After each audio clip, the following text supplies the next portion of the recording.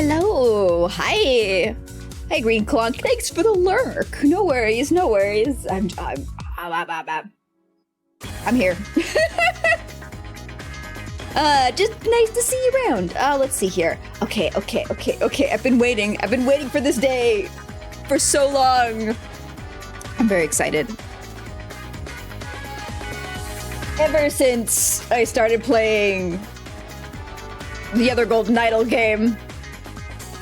I always want to say Curse the Golden Idol, but I feel like it's Case. Let me check. Case. Yeah, it's Case! I always think it's Curse because what people experienced was a curse. Ew, why do I have a box floating around my head? That's so gross. Get out of here. Also, hey, Hag Lover, welcome in, welcome in. I've been waiting for this day!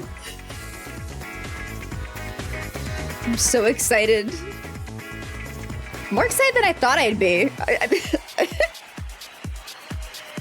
Yes, it's time.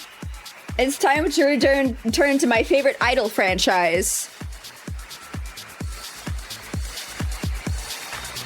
Apparently,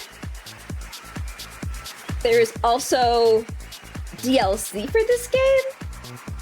I'm very confused. I don't understand how that's going to happen. They've got a fucking detective pass, which gives you access to all 4 upcoming investigation DLCs, releasing in 2025 at a discounted price. Maybe they won't be released at a discounted price. I'm just reading the description of the detective pass in the store. So it seems like they're planning on making this one have a lot more continual content versus the first, where we had like the 2 expansions. I won't say no. Well, I mean, let's play the game and then I can decide on how I'm feeling about it. I'm sure it'll be great. I'm sure it'll be fine. Years of deep mistrust for games have soured me, but this is a detective detective logic game. This is not something by like BioWare or Bethesda or another B-name company, you know. This is a small little studio having fun. We're not gonna get into the Rise of the Golden Idol, and it's gonna be first person with items that you pick up and rotate, and like timer countdown bars that you can spend money to speed up. Say your grandma's AAA. Exactly. B-rank companies. I'm trying to think if there's any darling big companies now, because like it used to be like, yeah, a lot of AAA companies, they're scummy, they're not that great, but they're the good boys. They're the ones that are truly carrying the torch for gamers. And like I heard that a lot of people, their platonic ideal of a video game developer was CD Projekt Red. And then that was shattered by the release of Cyberpunk. And then of course, you know, there's fucking Blizzard. But ones like Bethesda, like whenever they put out a game and it's a bit disappointing, nobody's that surprised. Except for the inevitable, like, 5 people who are like, it's bad? Larian is currently well regarded, but are they AAA? Hey, Mechanicat. Valve question mark. True. I always...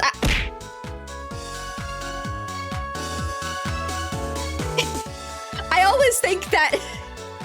Welcome in. Valve isn't like a AAA video game company because they don't pump shit out through the fire hose consistently. But considering they own Steam, like, they're large. They're large. They're large and in charge. And when they did put out games at a very fast pace relative to now, they were like big mainstream hits. So, I mean, you know, no FIFA. Mainstream was different back then, all right? Mainstream was different back in my day. They are making games again. Oh yeah, didn't they have like a game that they just released without any fanfare at all? And people were scrambling and being like, whoa, whoa, whoa, whoa, whoa, whoa, whoa. Deadlock, yeah, exactly, that one. It's not released, but it's playable, right? Which, in my brain, you know, my foolish grasp of the English language tells me that it is indeed released. Invite only alpha. Okay, fair. Yeah. Invite only air. Okay, if people in my chat have played it, it's not that invite only. It's not that difficult to get in. It's really good. Excellent. Good. If you have a friend, you got an invite. Okay, yeah. So it's like a slow spread, but yeah, it's like a lot of how websites do invite these days. Played a bit quite fun. You've 20 hours a day. It's good. Excellent. Is it like it's like a competitive, not competitive. Whenever I see a game that's first person with guns, I'm like, shooter. I don't understand the subgenres any further than that. We haven't even acknowledged it yet. I thought by now they were like, yeah, we're working on something, TM. First person Dota, oh. It's is that like one of those games with like the lanes?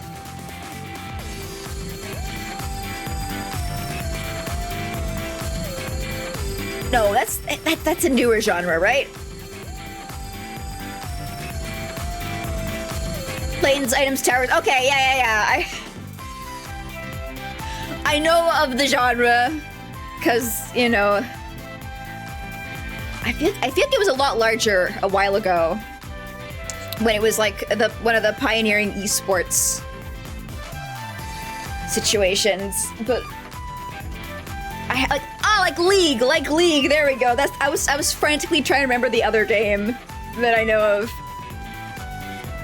a decade ago. That's a while. And nowadays, it feels like whenever somebody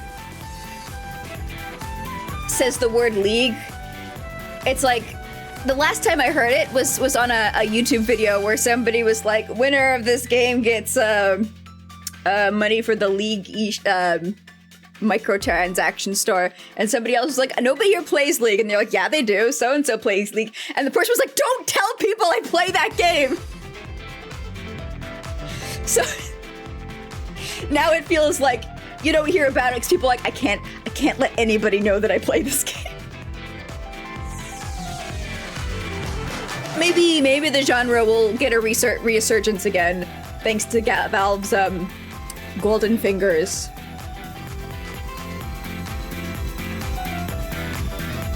Would be possible.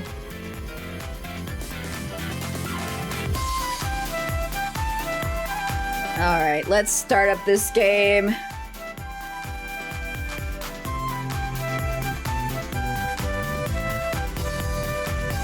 And it's opening in the wrong window. As always.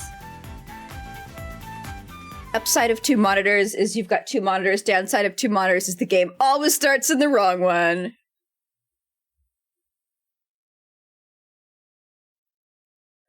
Your settings, screen.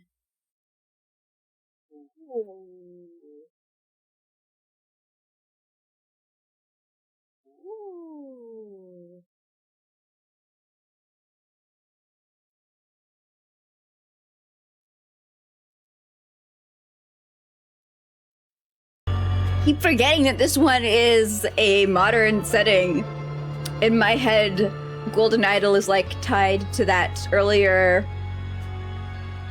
historical period, but I like how they're jumping around between places. They're not just satisfied with keeping it forever in ye olde. Also, okay, yeah, good. The game capture audio is working right out of the box, right? It's good. So hello, Manuel. Welcome in. Welcome in. Welcome in. Welcome in. Play the case, the Golden Idol. I already did. Let me just have a little hydration before we begin. Delicious. Not really nutritious, but you know.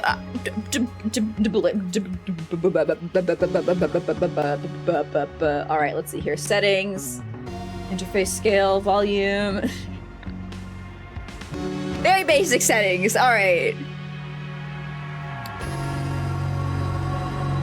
Shall we? I guess we'll just jump in.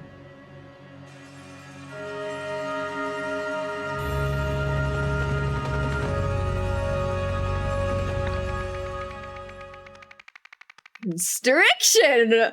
A murderous way out. In this game, you will blah blah blah blah blah blah blah blah blah blah blah blah. I might as well read this out loud for anybody who wasn't around for my previous playthrough of the first game in the series. In this game, you will solve scenarios involving murder and other strange events. You will do this by dragging words into the correct slots within sentences. Solve this example puzzle. Police need to gather evidence to prove that the death has been a murder.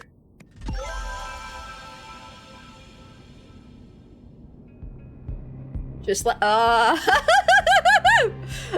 we're stuck. Okay. Yeah. Well, I wonder if they're going to have, like, a sort of subtle continuity between this game and the first. So people who played the first can be like, isn't that like the great grandchild of person X from the first game? If they do that, I'm excited to see if I actually notice it. Welcome in to the murderous intent of. Looks like this guy escaped a straitjacket. To solve a scenario, you must first explore the location by clicking on all hotspots and gathering all words. Okay, so they've put this in by default now versus the first game where you had to toggle on and off, and it was kind of more immersion breaking, and this is much more like integrated in the scene. I like it. Also, hey Hika, hey Athena, welcome in!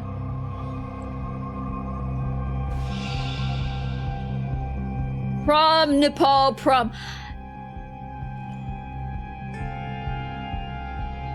I feel like I remember the word prom from the first game. Maybe I'm overthinking it. A chewed cloth strap.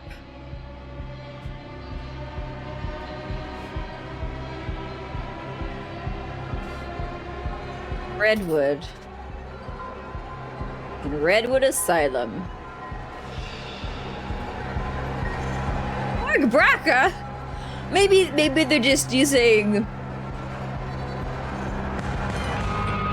like my immediate thought, thank you, Ika, is that this is going to be taking place in like the same region of the world as the no.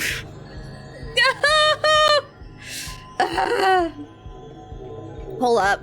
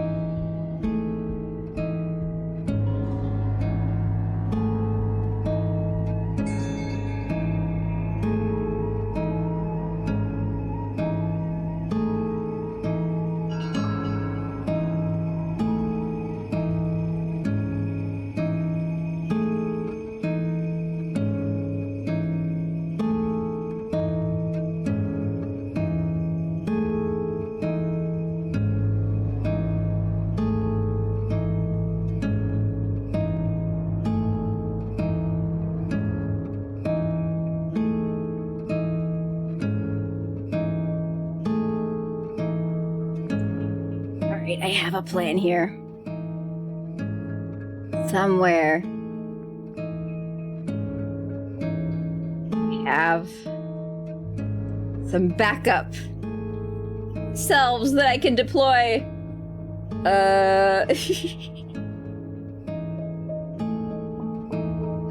Sounds like an orc name. Yeah, Morgabraka, it does. However, I recently, air quote, organized my folders.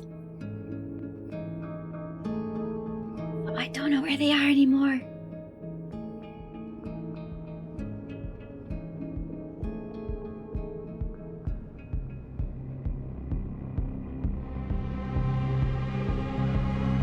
Maybe it's gone, and maybe I organized them out of existence.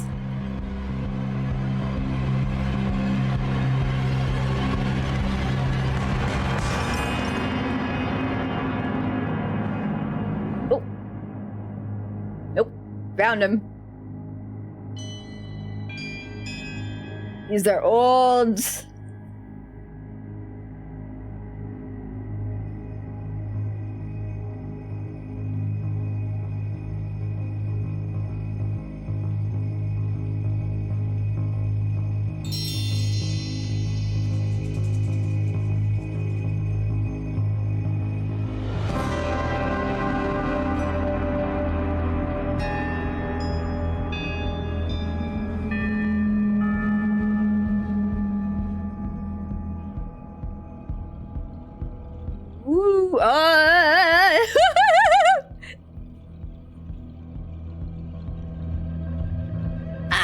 There we are.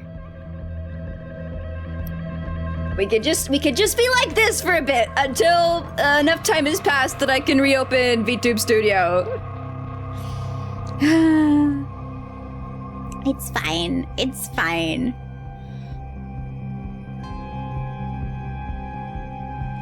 I can't pause people throwing stuff at me, but it's not gonna work. Is that a honk dicklet? Oh my god. Yes, that's exactly what it is.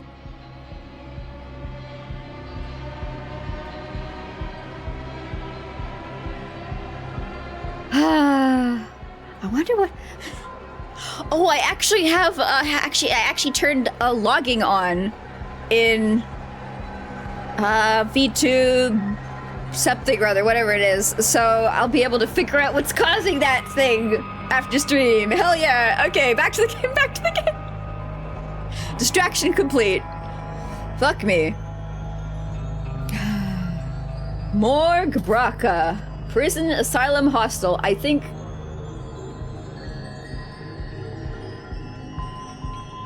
It's an asylum, also probably a prison. Prison of the mind. They got a big stick that they used to hit people with.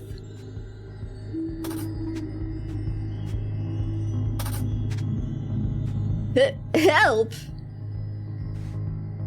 Patients in special... Oh, okay, I gotta figure out who this character is. Patients in Special Care Unit C. Well, it would be... 22.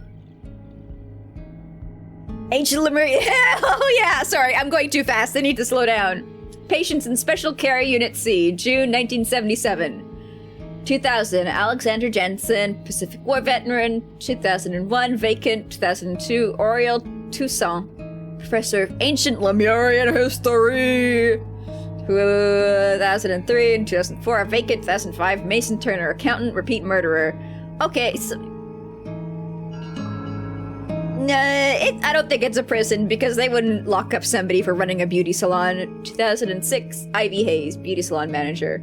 So that's 2001, that's 2003, and that's 2002, and that's 2004. So this guy is Oriel Toussaint. Also, thank you, Green. Yeah, he's a Lemurian knower, which... You know, I'm all for people celebrating their cultural heritage, but Lemuria seems to be tied up in a lot of problems. A rubber bet's on. Next, click on the following elements in the bottom bar to open them. Words, names, events. Okay, so they've slightly changed the setup here. Something Toussaint.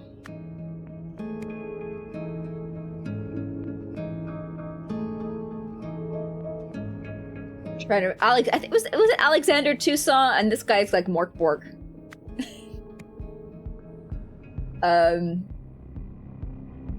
Mork Braca. 2 or fewer, fuck me. Okay, so it's not Alexander. Oh, look at his thing again. Oriel Toussaint. Bingo bongo. Not Alexander. For some reason, the name Alexander Toussaint sounds like French. But I guess Oriel Toussaint. Oriel Toussaint? Something. I can organize my words in my inventory. Oh! Why would I want to do this? I mean, it's nice. I appreciate the improved usability. Quickly hide and show all the elements you last had open by pressing the I button or space. Ah! Ooh. Not filled in. The blank killed blank with a blank from a blank in the blank. So, this guy is... You know, he's not quite dead yet, but we're gonna, like, look into the future. Can I do this, though? No, I can't. Fuck. This is the one thing I really wanted in the first game, was to be able to drag names together, right? So, like, I want to be able to select Oriel and Toussaint and just drag them into the slots in this events list. The professor, because he's the professor of ancient Lemurian Doodah. The professor, Oriel Toussaint, killed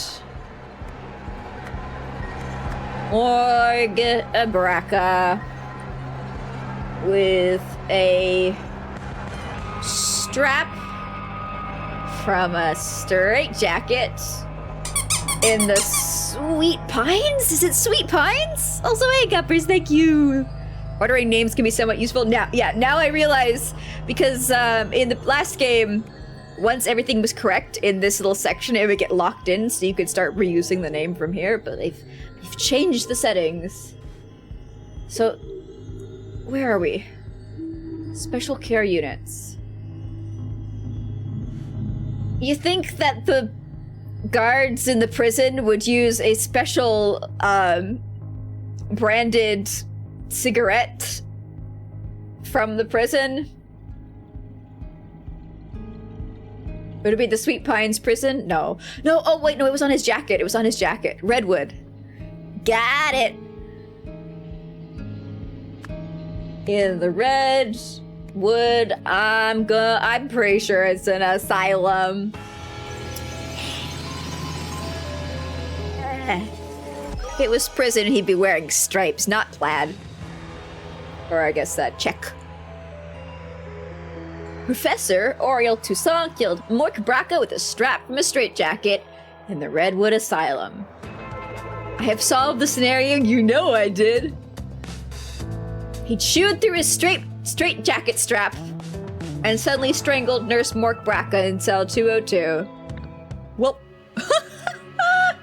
Lazarus Hearst was the leader of the Puritanical Order Party, which governed Albion from 1792 to 1795. Some claimed to use a mystical golden idol to seize power. Nowadays, though, this is known to be a myth. Yeah, there we go. That's the story of the first game. Just that. I really want to be able to drag these elements around. Every single part of me says I should be able to drag and drop these things on the table.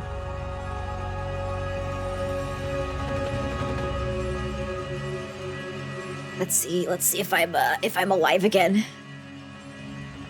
You love this model? Thank you. It's my emergency backup one. Things broke, things crashed.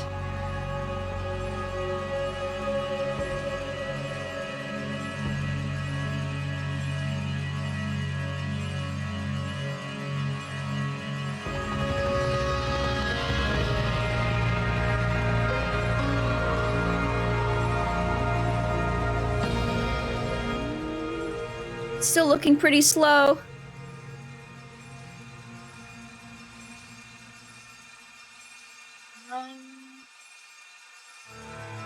No, we're still not ready yet. Ugh. Alas. Give it another 10 minutes or so, then maybe it'll magically repair itself.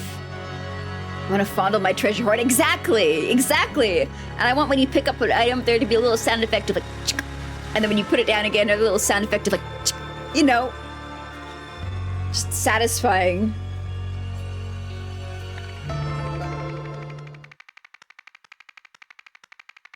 Congratulations on finishing your first case! Yeah, welcome to Chapter 1 of The Curse, in which a strange threat looms over New Wells.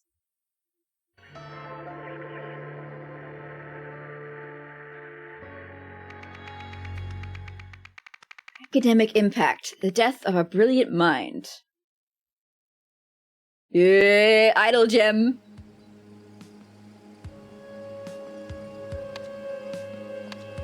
Alright, we got our event. Oh, good. We've got the extras. And we've got our names. And we've got our car. This car engine is still running. Little rope. Little, not rope. Maybe rope? Scrap of cloth. Oh, that's the third person. I was like, but where's the third person in the scene?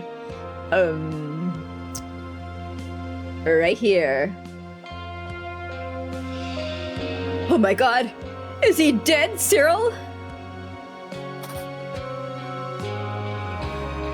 Dear Deborah, I am saddened to hear that Brandon's exam results have been rather No!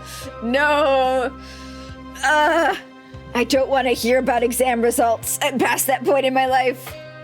Exam results have been rather poor. Seems your son is taken after his father. I warned you about marrying into that family. Mommy. She's Deborah Brandon. No, wait, no, she's not Deborah Brandon. She's Deborah something. Brandon's her kid. And then she's got a wedding ring.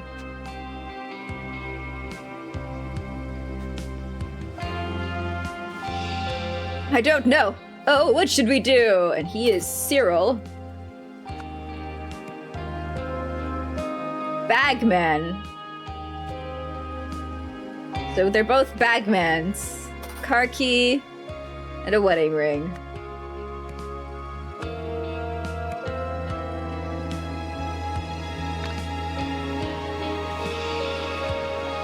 Who are you? Red pen. Oh, so he's just faking it. He drew a bit of blood on his... Nah, maybe he's not faking it. This man is not breathing. Fine, fine. He fell, obviously. You can tell because he's got the ripped bit of shirt here, and then you've got, like, the ripped the same... And he fell off of here, because you see there's no snow at the top. So he was sitting... Maybe he jumped. And he went down and he hit the top of the stairs, and then he went down to the bottom. Sir, which of these speech titles do you prefer for the graduation ceremony at Imperial University? The shortcoming of Nowak's algorithms. I don't want to criticize my own work in an inspirational speech. In the age of computers, math is the new frontier. Not great, but will do. Okay, so the guy's last name is Nowak. I'm assuming. Usually they refer to people by their last name in, you know, like, formal settings. A key, a lighter, a pack of brigandine blue bread ligaments. Oh, and a lot of names! Okay. Stairs are covered with ice and snow. Cigarettes. Oh, so it's like there's the option of, wait, no. Blue blem blah blah blats. Blah blah blah. So the cigarette machine here is a red herring because neither of these brands match with the brand that he has. So he was not climbing up the stairs to buy cigarettes because none of the ones are the ones he likes. Westbridge 1, property of Sir Isaac. Isaac Nowak? Hell yeah! I want to funnel me over, yes. I love rereading things and then halfway through being like, I read that before. Okay, so wait. What am I missing? I clicked on everything, did I not? No, I didn't. Arrange for a taxi to be here at 6 p.m. I have a meeting at 45C Stockyard Street. Isaac Nowak.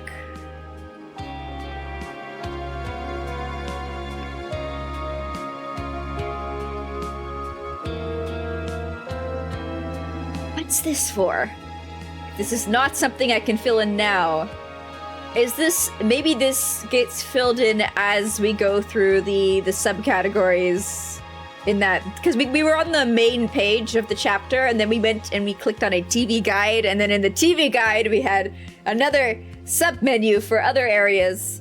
Maybe this is like going to be bridging several different scenes, because it's not giving me any option to interact with it.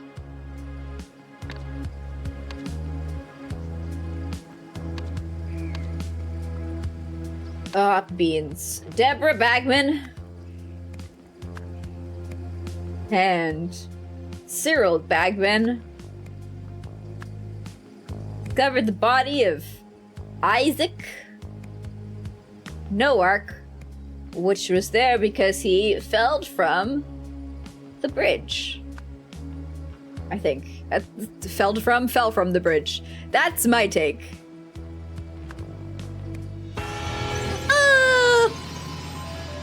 I was right! The cigarettes were a red herring! When driving home, Deborah and Cyril suddenly noticed the dead body of Sir Isaac Nowak, who had fallen from the bridge above, tearing his yellow shirt sleeve in the process. Ho ho! Ho ho! How many parts are there here? Just keeps getting deeper into different menus. Yeah, see, none of the feeding stuff is going to work right now, and I'd have to go and disable it somewhere, and I'm too lazy. My apologies. Don't spend your coins on nothing you're not prepared to lose. Ow! There we go. Thank you for your cooperation. We are happy to cover Brandon's tuition fees, provided our arrangement lasts. From your side, we expect complete confidentiality about our motivation for funding Brandon. Any breach of this confidentiality will result in a swift termination of funding. Sincerely, Rare Talent Fund. Huh.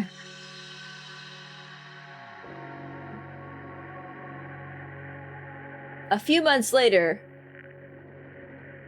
famous scientist Isaac Nowak. I got it's in my brain. It's gonna be IN, like Isaac Newton, but it's Isaac Nowak. Was discovered dead by the dead by the Bagman couple. A few days later.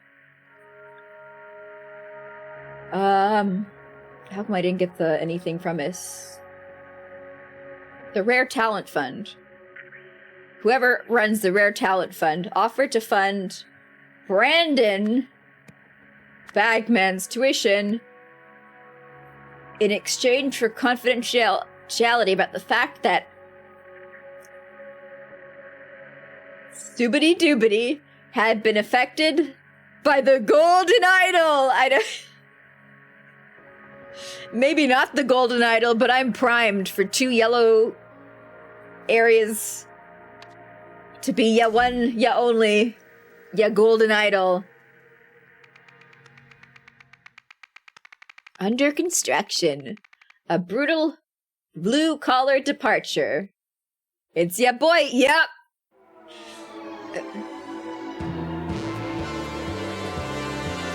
When will we get little upright robots like this for doing construction?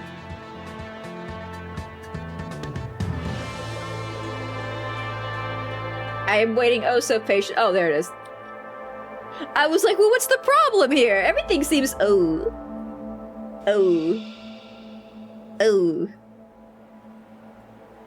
Some real Warhammer 40k orc vehicle. Exactly! Yeah, well, at least his head isn't crushed in. He's not breathing, though. Foreman! Fine. You and the boys can end your shift early today. Why not? Is his last name Foreman? It seems weird they just write him by his title. You and the boys can end your shift early today to watch the Peel game. But only if you finish dismantling the old sewage pipes in the construction pit first. These are the tasks for this coming Monday, July 14th. Worders should start digging out the old electric cables. Totski must finally demolish the red garage building. How'd that go? Well, I don't see any garage building, and I don't see any, electric cables, so they seem to have done their job. Good. Hey, Roy! Come here, quick! We've got another corpse. It's fresh, but there's something wrong with it.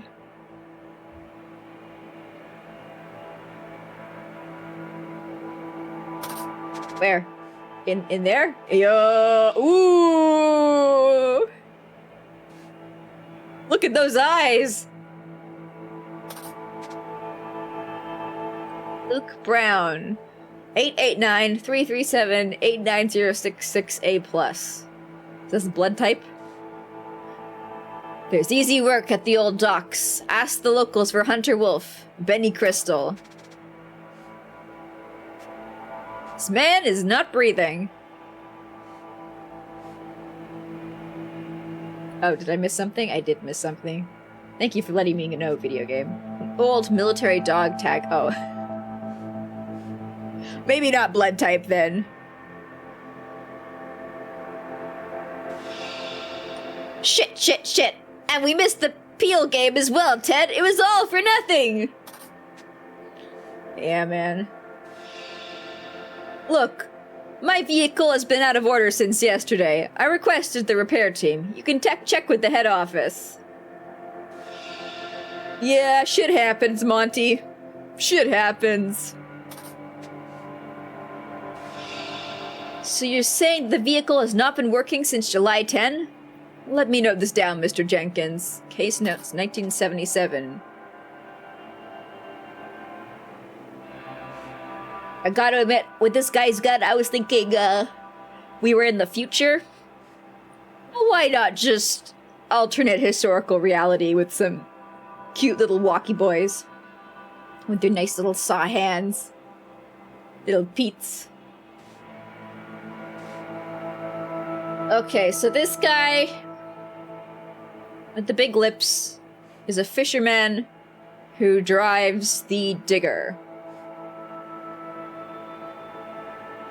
I'm guessing it's the construction. Okay, so it looks like the wrecking ball is what caused this, because that guy was standing here and the wrecking ball swung around and hit the pipe out of its position down below. This, this looks like a indent from a large metal ball.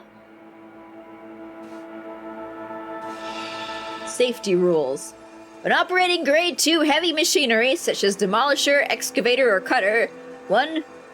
Check the machine's status lights. 2. Report to the service team if you see any errors. Where's the,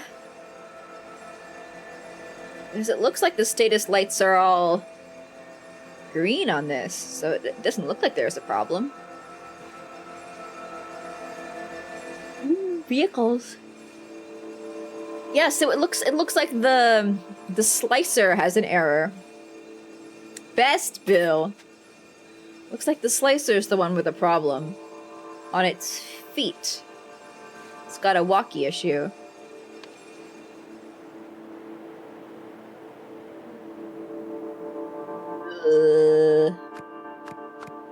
Okay, so you drive this one.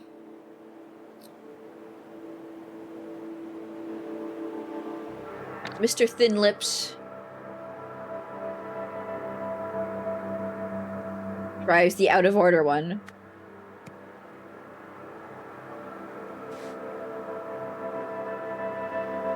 This guy drives the Crusher because the dead guy couldn't have driven the Crusher because he got crushed while he was being driven. You know? That's how I'm reading it anyway.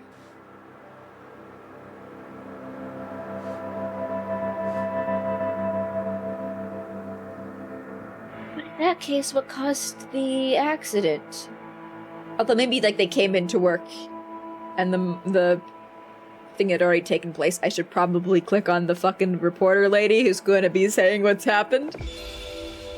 Which has resulted in the death of foreman Joel Gregson. An upsetting accident indeed. This is Miranda Meadows from New Wells Regional TV. Back to you in the studio.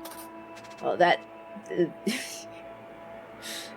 I was hoping for a little bit more detail, Miranda. Okay, dead guy is... Can I drag her from here? I cannot drag from here. Joel Yegson.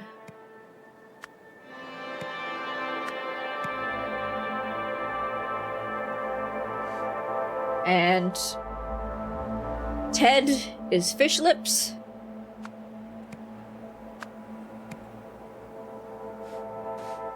And Monty... I don't really know what his distinguishing features are.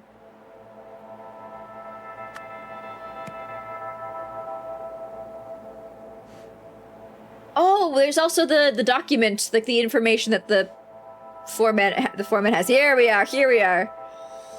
Totski must finally demolish the red garage building. So demolish would... Werder is digging. So Ted Werder. He's got the scoopy scoop. Totski must finally demolish the red garage building. So I think that's the one with the big metal ball in the end. Because that's how you demolish something. You smash it. You smash it up, alright? Totski. Be Monty Totski.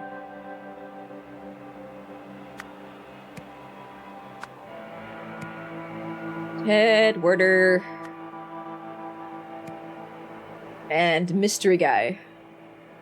And they wouldn't have given him any, tasks because he reported beforehand that his machine was not working properly. Yeah. It make the sense. Okay, you,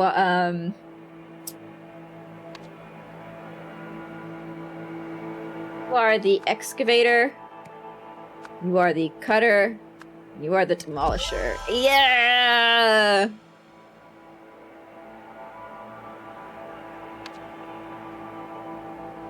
What's the last guy's name?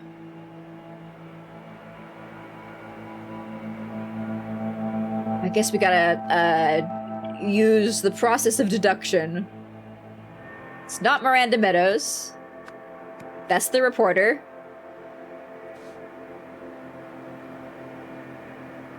Ah, yes. Okay, so this guy, last name is Jenkins. And then we've got Inspector Roy Sampson.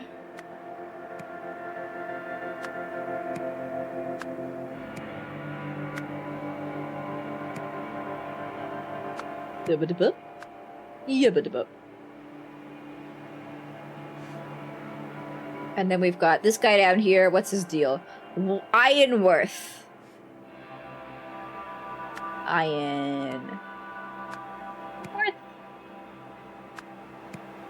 There's only gonna be one name left over at the end. What's this guy's note say? Luke Brown. So this guy's Luke Brown. And I got accidentally more, well, not accidentally, it's on purpose. I got more names than I need because of this stuff. So let me remove Benny, Crystal, and a Hunter, Wolf, and we are left with a Bill. So by deduction, it's Bill Jenkins. Yay! Okay. Last... Is this gonna be in the progress? Last. This.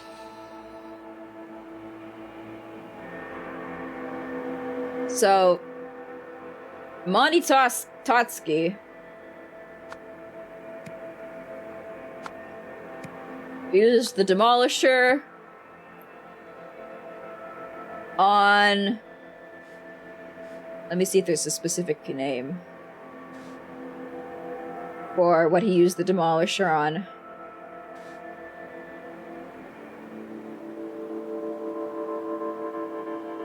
Old pipes. Let's dismantle the old sewage pipes. I don't think we've got the word sewage. Oh, we do, on the sewage pipes.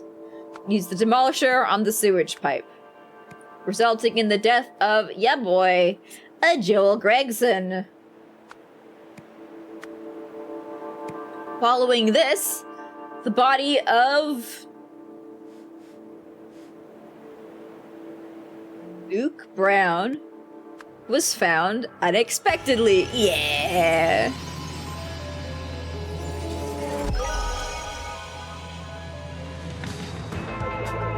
Foreman Joel needed to remove a sewage pipe, but the cutter vehicle was out of order.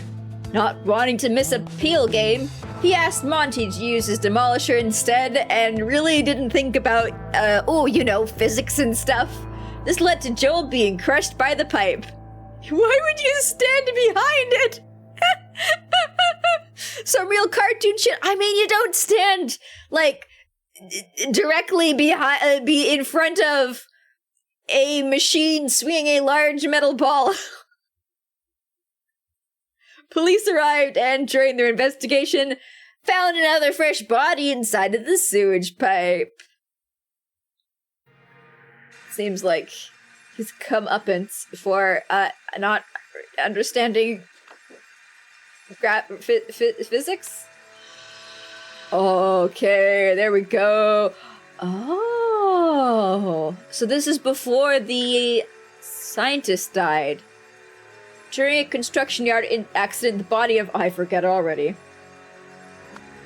Was found in a sewage pipe. What's his name?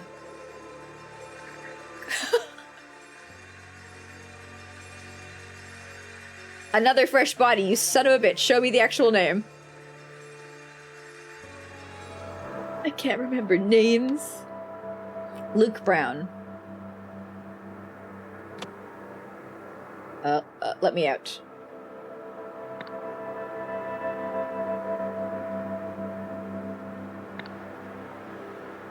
Luke Brown, Luke Brown, Luke Brown, Luke Brown, Luke Brown, Luke Brown.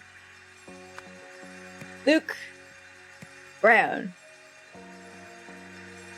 Alright, during a construction yard accident, the body of Luke Brown was found in a sewage pipe, affected by a strange condition that police named the Golden Idol? No, okay, that's maybe not yet. Maybe it'll be a slow reveal.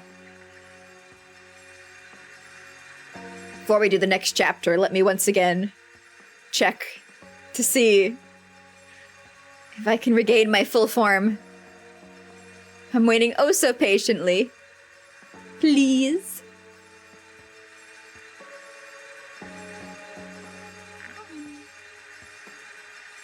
Does it work?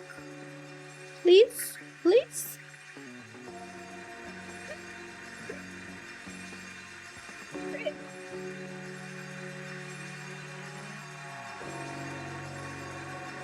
Like my entire computer is slowing down. It's not that process intensive of a software to run, please. Come on. No?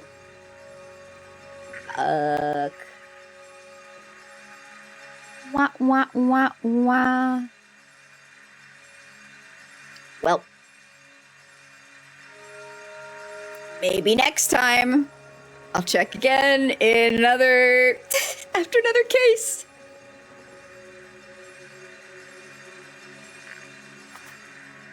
You have seen his body. It would be a shame if it got out that the man who was an inspiration to the world was just another junkie, like one of those homeless deadbeats. Don't worry, I won't tell anyone, but there are those who might. I suggest you talk to the commissioner, Beowulf. So, Luke Brown used to be some big important person. No. No. No, no, no, no. I don't... I think that's referring to someone else. Woo! Also tasty! Hello, welcome in. Welcome into... Apparently this game is too much for my fucking computer to handle. Newsflash. The sudden announcement of a sinister cult.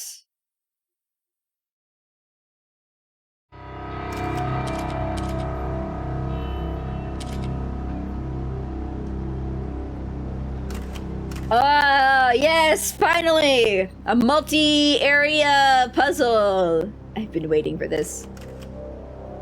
It's nice that it ramps up. I don't think it ramps up faster than the first game. Thinking back to it, they had a 2-room puzzle in, like, the second tableau.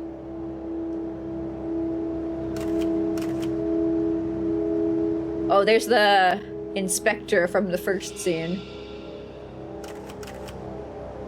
It's alright. Apparently 9th District needs help, so I've been promoted to homicide lead there. Besides, if this is some drug cult thing, it's definitely out of my wheelhouse. Roy, get to Sebastian's office immediately and bring these case files with you. Possum 13, Beetle 4, Cougar 9. What the hell, Roy? I thought you called this conference. What is old Seb blathering about up there on the podium? Are you off the case? What's a bloody demonic drug cult expert? Never heard of it.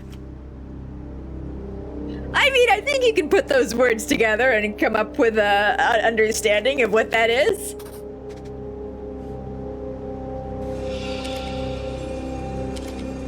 Is the family going to press charges against the municipality? I am thankful for our police force. It is one of the few corruption-free institutions we have. As the commissioner said, the death was a tragic accident. Why do the police call the cause of all these homeless deaths the, Red Curse? Is there really a demon-worshipping cult? It's just shorthand. You probably could have chosen a less loaded shorthand.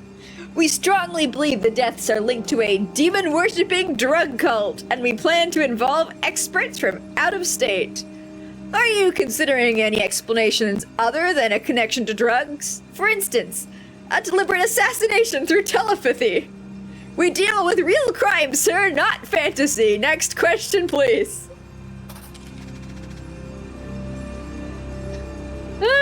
Okay, alright, fair. Those are the 2 topics we wanted to cover today. I can offer you 5 minutes for a couple of questions now. Press conference at 1 p.m. on December 7th. They expect updates on the high-profile case, the string of bum deaths. I appreciate you joining me, Jack. It's nice to see a familiar face. These vultures are after Father's reputation. I convinced the police to release his body today so he can start preparing for the funeral. Unfortunately, it will have to be a closed casket ceremony. The fall has disfigured his face. Okay, this is the professor's family. To the rest of the executive team, I appreciate the offer to take time off to mourn, but we must prove that the International Knowledge Foundation can function without its creator. Therefore, I will continue leading it. All Foundation projects listed below, should proceed uninterrupted. Okay, I saw the Rare Talent Fund and I got excited. Because those are the people who are like, we will pay for your son's education, but you better shut the fuck up. Third World Light, Wisdom Interconnected, Rare Talent Fund, CEO EN. Are you EN? You might be EN. I know we haven't been close lately, but I have to come and support my cousin. Don't worry about the closed casket thing. Your father was the greatest scientist of the modern age, and I assure you, his legacy will live on. So maybe it's something like Elizabeth Nowak or whatever the last name was.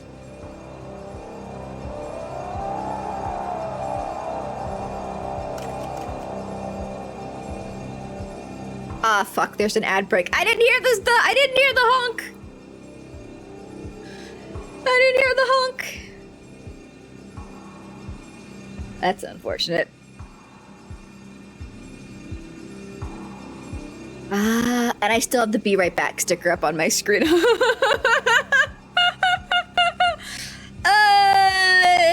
What can I say? I'm doing really well at streaming today. Nailing it. Landing on all fours.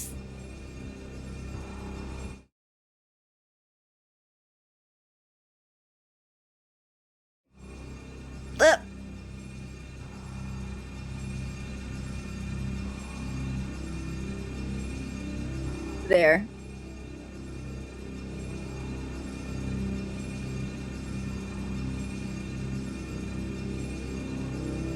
I am but a humble gumball. I'm trying my best.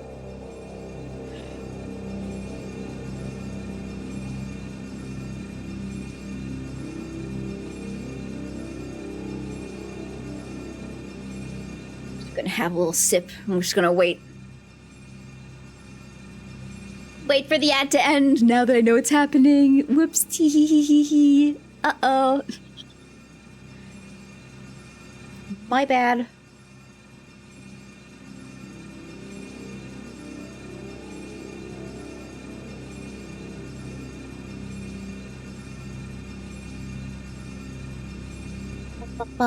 Okay, there we go. We're returned. I didn't hear the ad break honk. It didn't go off.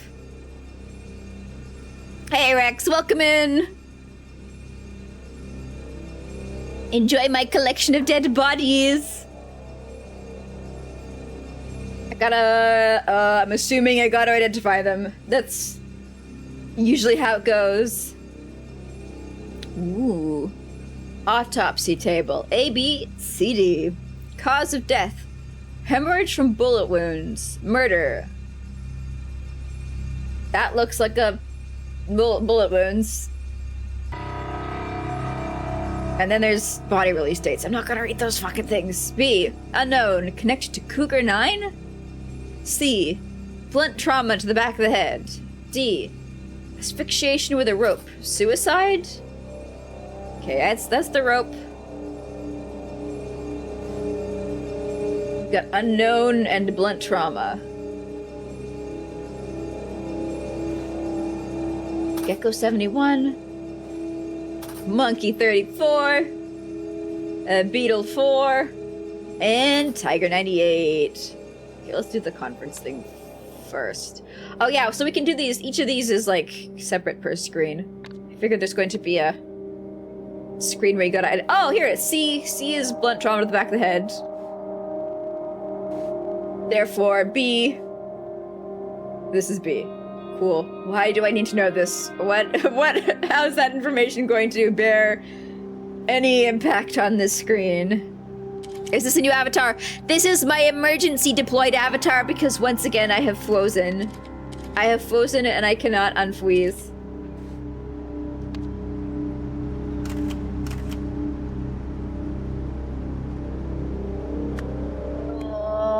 It's Samson.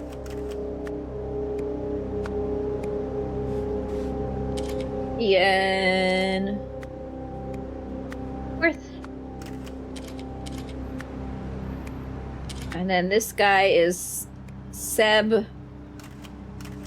Seb something.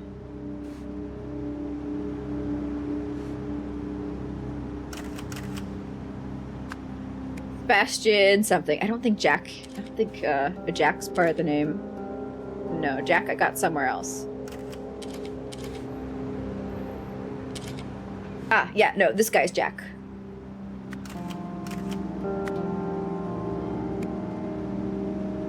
Yeah. I should have prepared by taking screenshots. But I was like, maybe it'll be fine. Maybe it'll be absolutely fine. Okay, I gotta figure out the case numbers based off of how the people were killed. Cool. Cool. Blunt trauma to the back of the head. This is the one. This is the boy. C, which is Gecko 71. Gecko 71 was the tragic accident, I believe. That was the one where the guy fell off the bridge and hit his head and died. And then the other one was a drug cult.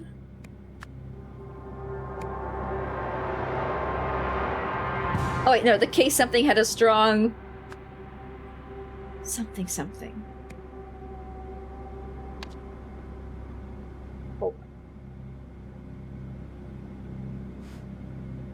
Let's go look at that screen again. Homeless Deaths, the Red Curse. Is there really a demon-worshipping cult?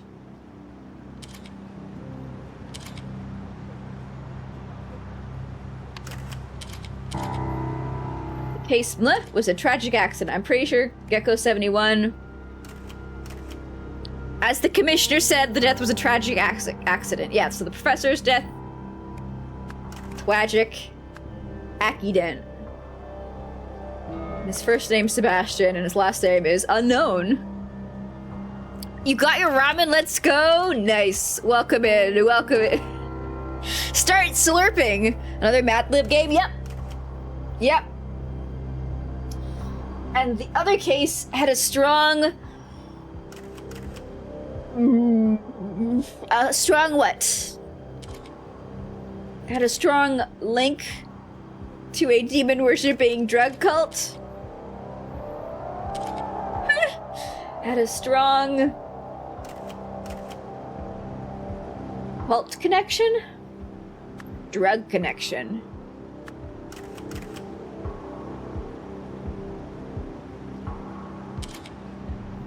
I'm gonna put drug connection down here because we still have not gotten all of the words yet, so maybe there's going to be better ones, but I think it's going to be a strong drug connection. So we gotta find which of the cases.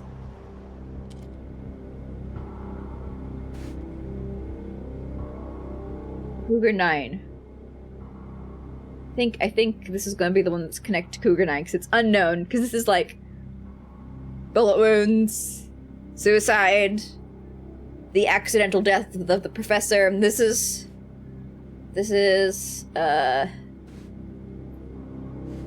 Beetle 4. Beetle 4 is the homeless deaths.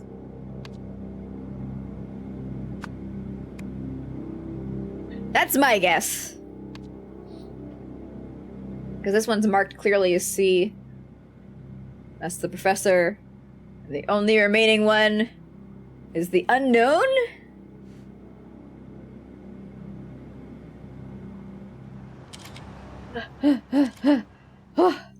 Alright. What's the name of this guy?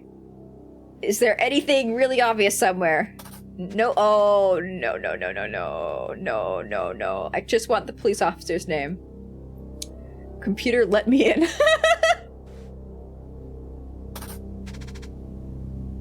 Where's the fucking name of the police commissioner?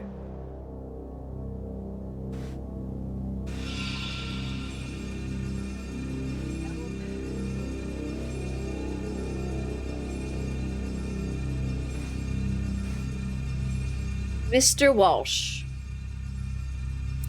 I think it might be it. I think it might be Sebastian Walsh. I just want to wrap up the conference part. Let's try Sebastian Walsh.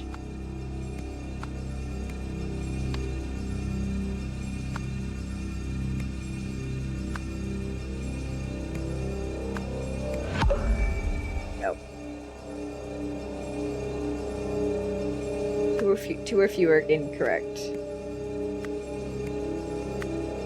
I guess we should figure out the names first, and then I can figure out from there. Alright, so... we're in your boy's office. And here's what I was looking for these two people. We've got Jack Nowak, the nephew, and Elizabeth Nowak, the daughter. So we'll put them down.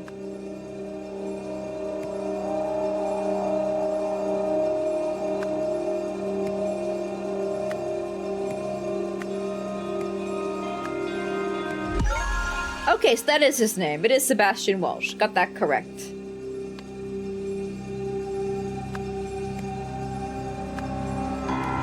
So, Beetle 4.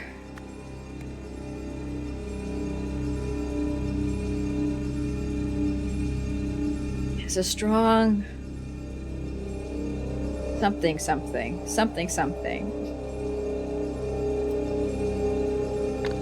Wait, I haven't found all the spots yet? Oh, there's a flag. Yeah. The Allied States of Hesperia. Okay, cool. So it feels like I've got all the words that I should be able to connect that with, unless I got the ID wrong. Is it Cougar 9 as a strong drug connection?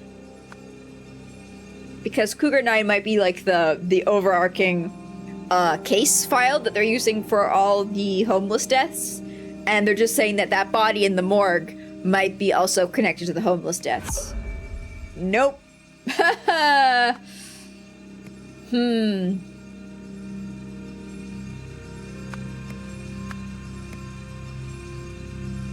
Wait, when I did this,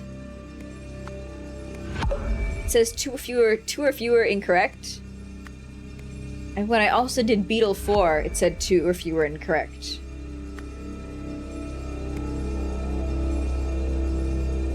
So me swapping those around means that there's only one other incorrect word here.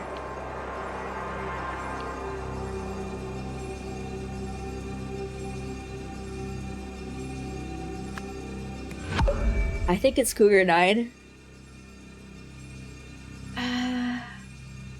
Let's go there at the conference again.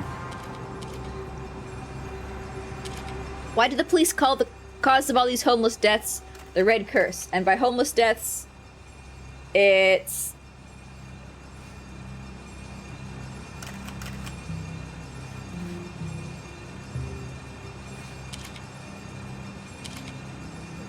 Possum 13, Beetle 4, Cougar 9. So, Possum 13, Beetle 4, Cougar 9. Possum 13, Beetle 4, Cougar 9. Possum, Cougar, Beetle. Possum, Cougar, Beetle. So this is Beetle 4. This is the person who was murderated. Maybe.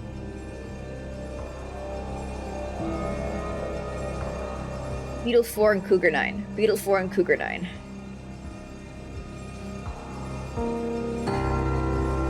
And what's Tiger? Was it Tiger?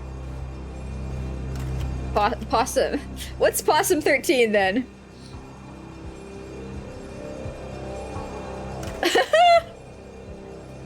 What the fuck's Possum 13?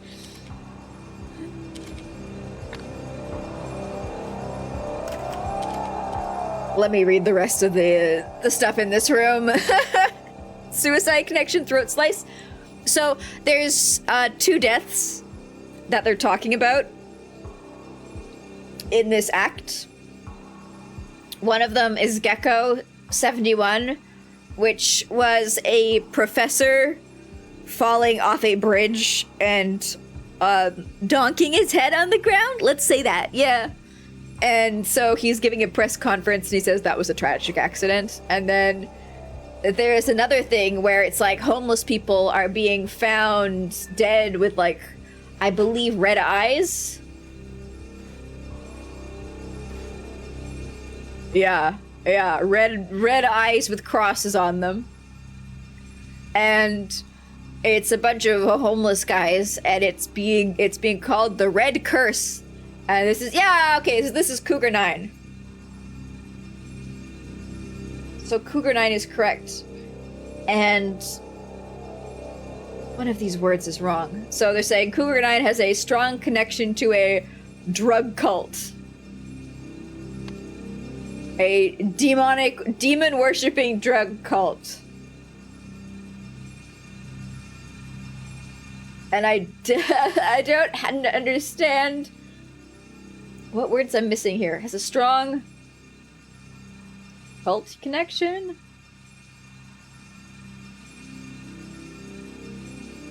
Homeless connection?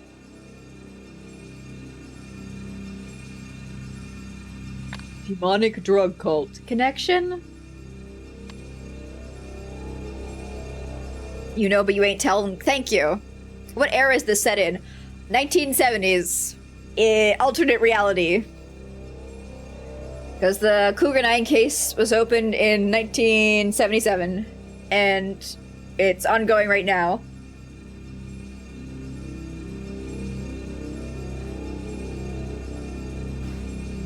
Case name, Possum 13. Small canal case. Led by Roy Sampson. Deceased homeless individual, alias Dirty William. Found in container at the old docks in Stockyard Street. Cause of death unknown, but clearly connected to Cougar 9. Ooh. Okay, that makes sense. First victim, Luke Brown. This is fine, don't care about this. This is the dead professor. A professor. And then you got this very normal little photograph. Welcome to the Wisdom Interconnected Network. Please input query. Computer, let me in. Command not recognized. Please input query. Dear Mr. Walsh, congratulations on becoming Wisdom Interconnected's newest board member. Our next board meeting is in June, after which you will receive biannual remuneration.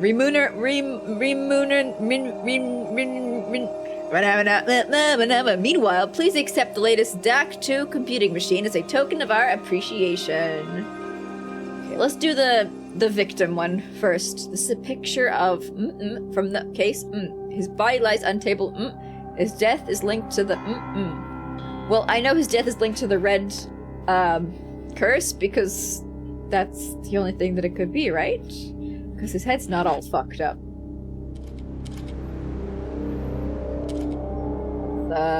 Oh, it's this guy. It's this guy because he's got the K on his cheek, right? He's got the K marking, and you got the K marking. That is table B. Already established.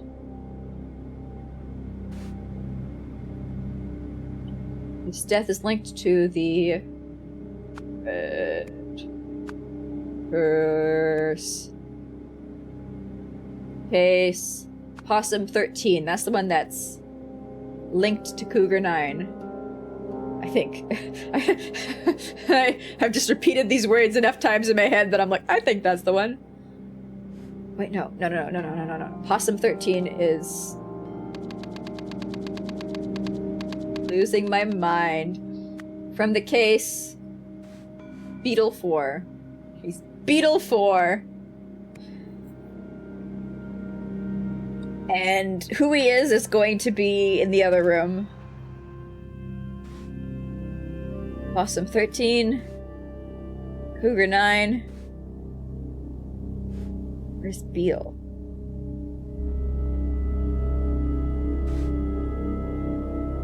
Okay, I gotta, we have a list of people.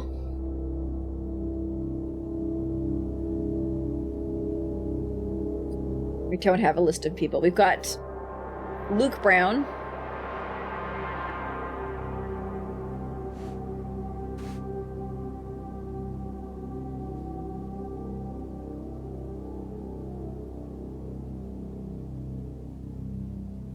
We've got Dirty William.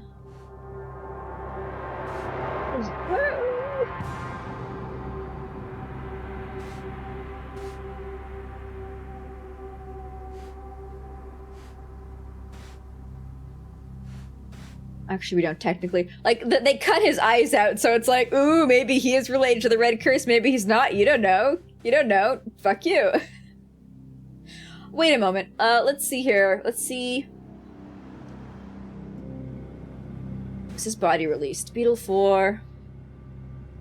Body release date, December 7th, 1997.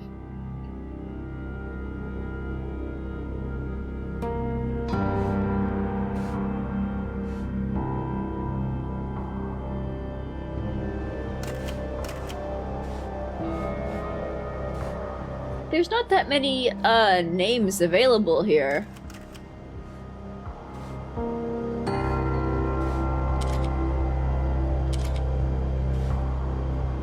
So I'm like, where would we get a list of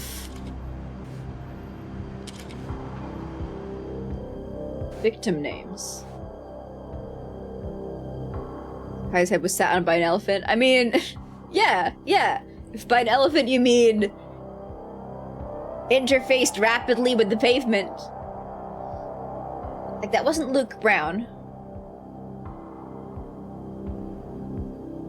What's Luke Brown? Maybe he's fucking bald. Maybe Luke Brown's bald. Maybe that's Luke Brown. Hold up. Because when he was lying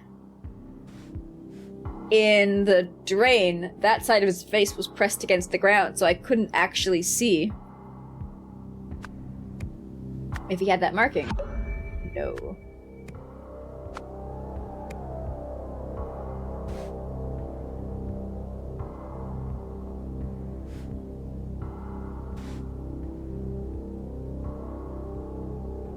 Unless that is Luke Brown, it's not Beetle 4, it's Cougar 9. No, but it said Beetle 4 on his toe! It's absolutely Beetle 4!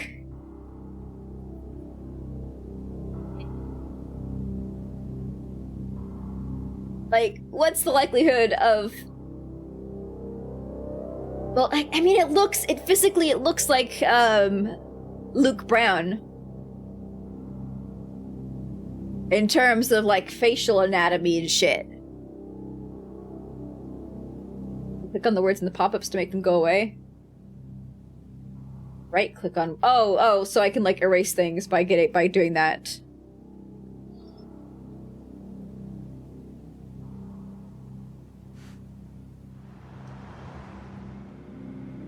Who's got the K on his cheek? He's Beetle 4. Case Beetle 4. His body lies on table B. B is unknown. That is hemorrhaging from bullets. That is blunt trauma to the back of the head. This is asphyxiation from rope. This is B. This is B. Process of elimination. His death is linked to the Red Curse. Unless it's linked to... Mom's butt. No, the colors... Did they forget to do the same, background texture on the green ones as on the rest?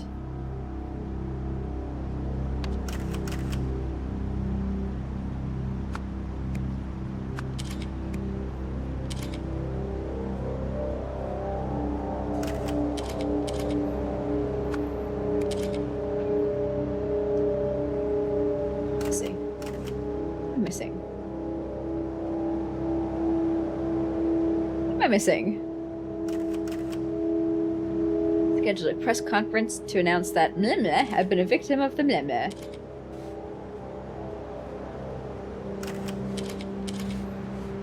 conference. As a result, during the conference. Oh. Oh. I wonder. So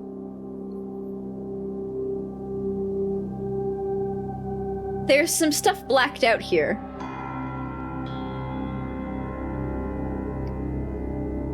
For Isaac Nowak.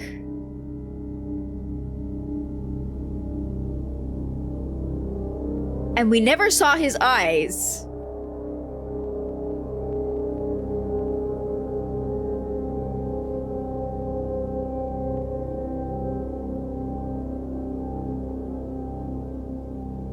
Still got his brother listed here, but that might just be... What I'm thinking is... Police chief was obviously bribed because in the news conference, the daughter was like, I love the police. They're not corrupted. They're honest. I trust them because they are honest and not corrupted. And she is like the VP of a large multinational company, which obviously means that she was bribing the police chief.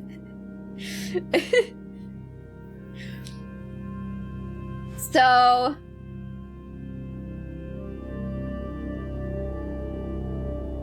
what I'm guessing...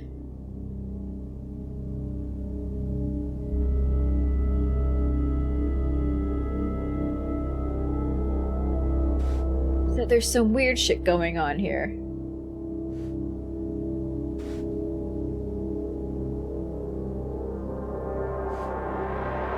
I wonder... No, they're not... not switching the bodies. Cause, like, okay, so this fucking... this... should have a photograph of the person in this case, right?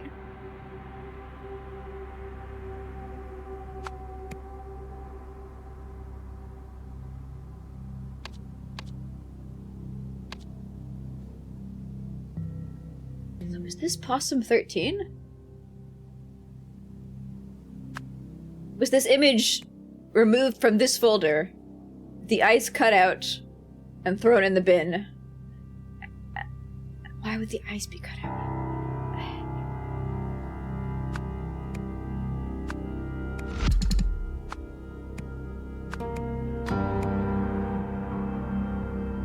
No.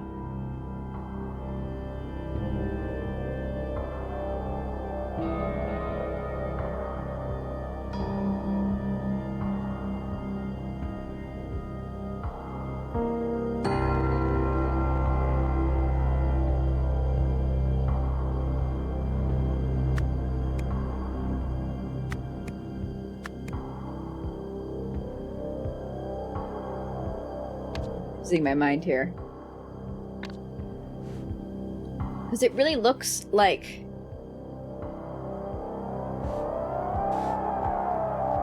See, there's a safety pin here for that image, safety pin there for that image, safety pin there for that image.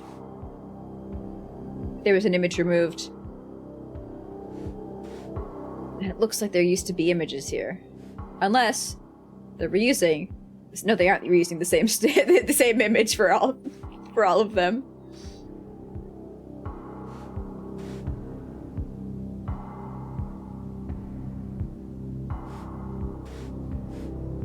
I want to go back and I want to look at some faces.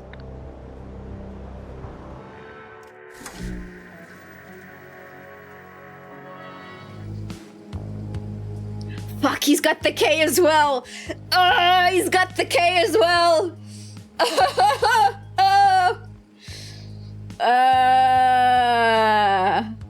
The professor had the K on his face as well.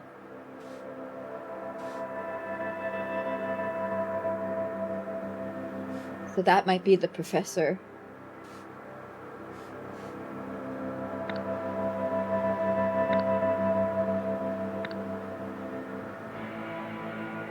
Turkey should have been our national bird. Hell yeah.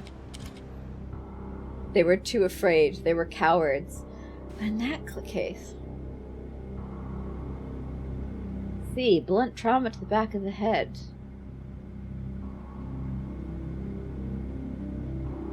What's today's date?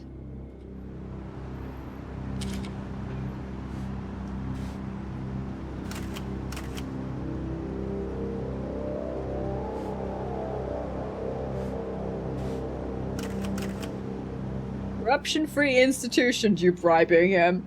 You're bribing him!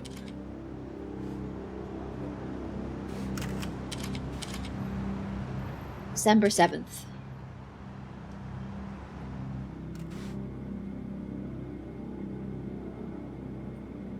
B. Unknown connected to Cougar 9. Body release date. December 7th.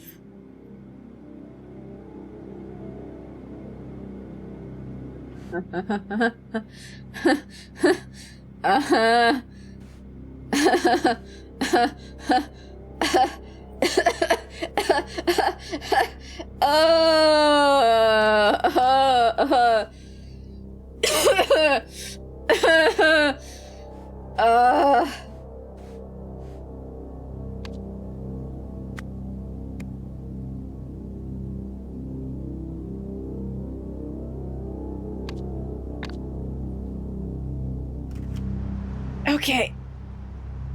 So that might have been the professor on autopsy table B. That might be the professor, because the body's being released today.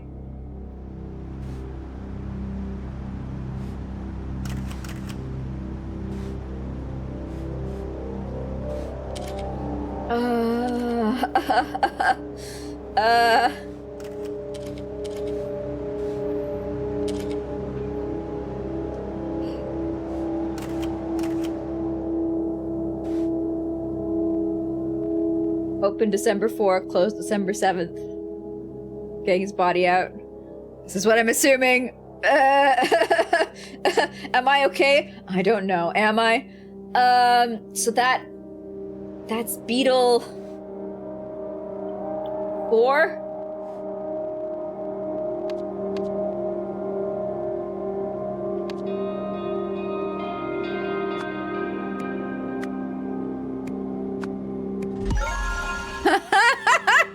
Okay. Yeah.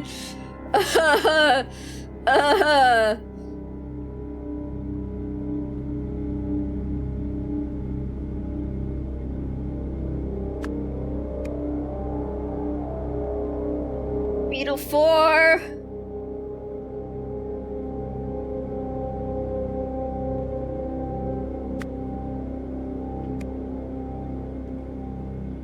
Isaac Nowak.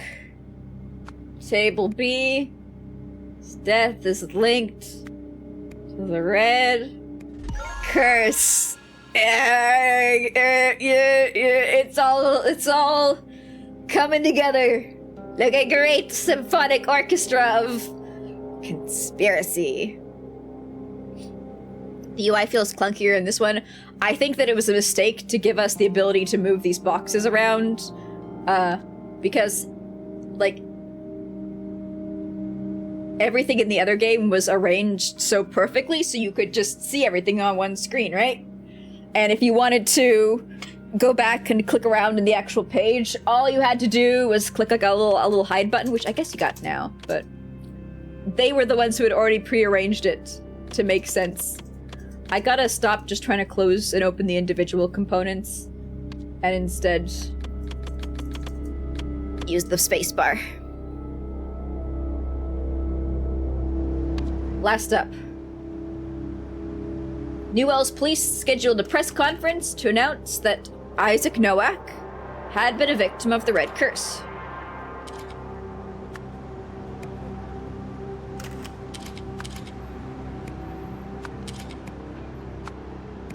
For the conference, Elizabeth Nowak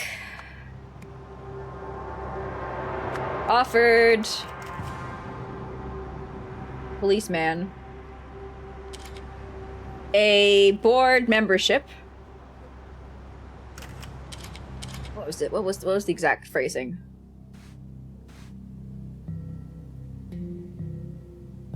A board position?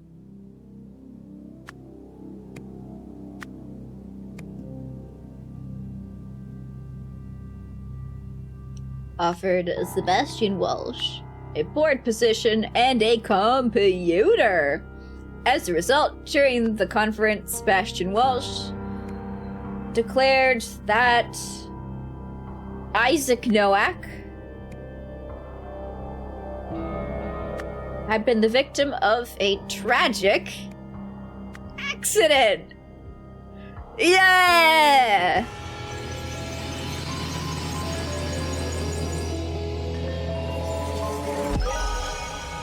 It all makes sense. It's all connected. Oh, I can feel my brain expanding. The day the conference was announced, Elizabeth Nowak visited Police Commissioner Sebastian Walsh and offered him a lucrative board position with one of the foundations she led. In exchange, she wanted him to hide facts about her father's death. Sebastian accepted the proposal. He swiftly promoted Roy Sampson to another position and took over the conference announcements.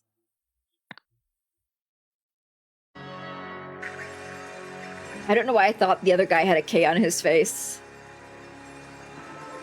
I've just gone back and clicked and looked and seen. I think I got confused because they both got square jaws. But this guy is clean shaven. And they don't shave people in the morgue, right? Summary of evidence. To Roy Sampson, December 6th, Beetle 4 has the same affliction as Cougar 9. Strong. Beetle 4 and Cougar 9 had the same cause of death. Weak. Foreign substances present. Cougar 9, 0. Beetle 4, 0. So it's not a drug.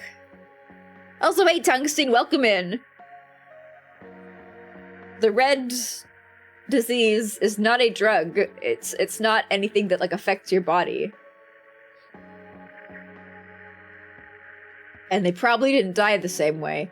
They just both happen to have spooky red eyes. You know.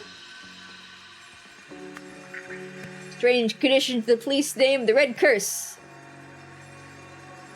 After being contacted by someone hours before the conference, Sebastian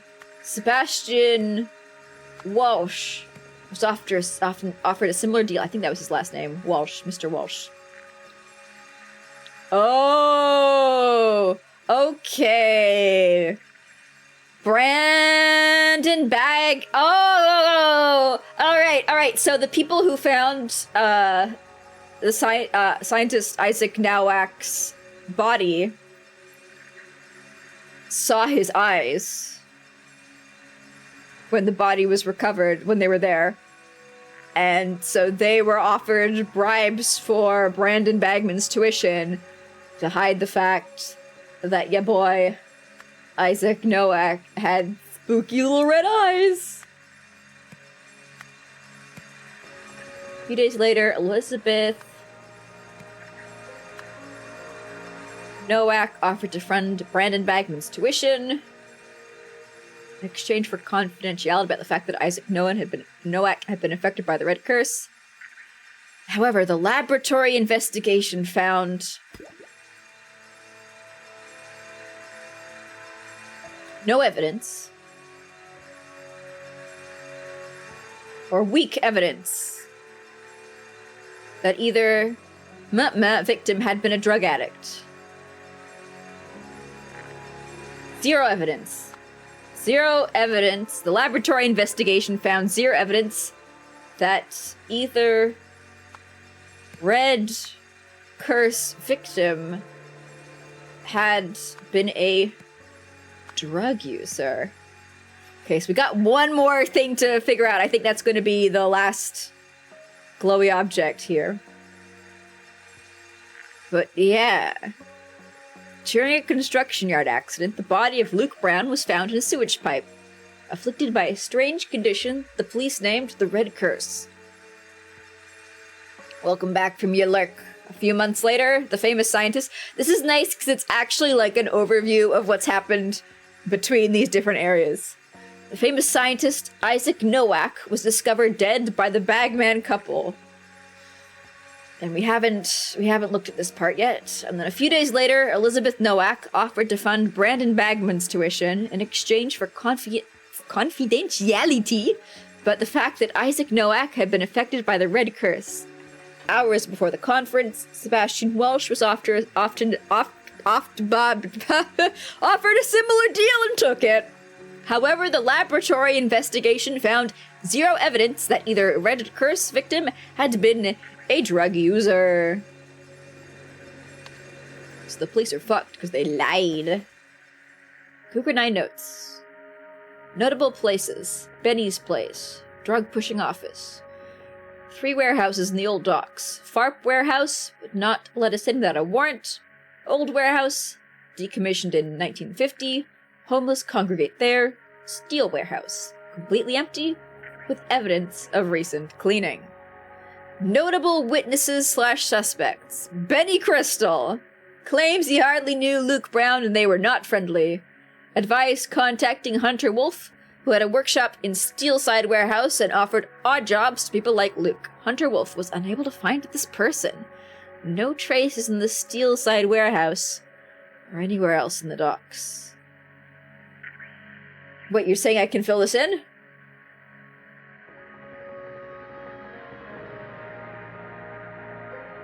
I think I know. Actually,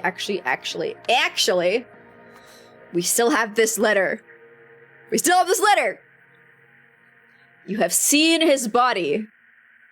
It would be a shame if it got out that the man who was an inspiration to the world was just another junkie, like one of those homeless deadbeats. Don't worry, I won't tell anyone, but there are those who might. I suggest you talk to the commissioner, Hunter Wolf. Dun dun dun! The mysterious Hunter Wolf. After being contacted by Hunter Wolf, Elizabeth Nowak worried that everyone would think Isaac Nowak had been a drug user.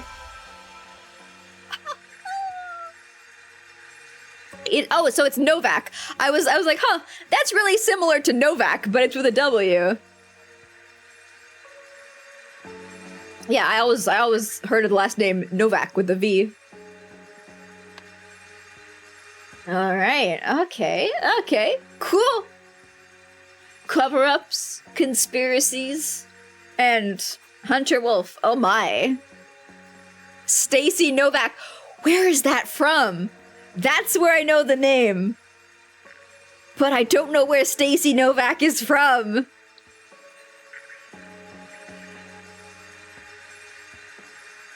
Law and Order. I've never watched Law and Order. I guess like I culturally osmosed that name into my brain. Because I don't think I've ever seen a single episode of that, unless that's the one where they had like a chase scene with a perp in Second Life, where they had to like fly on machines in the game.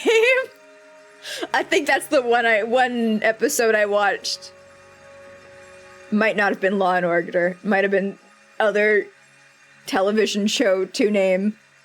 That was somewhere else. Okay, yeah. You know, someone with the last name Novak. I mean, it is an Earth name. Here, let's give the old Bones body another shot, see if it's working.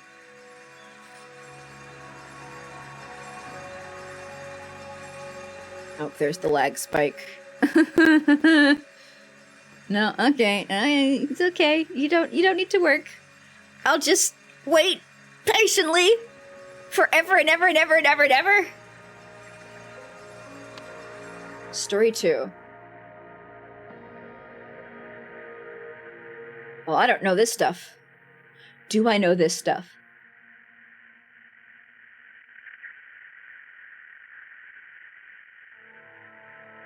I know this stuff. We have this information. Westbridge 1. Isaac's house. Arrange for a taxi to be here. I have a meeting at 45C Stockyard Street.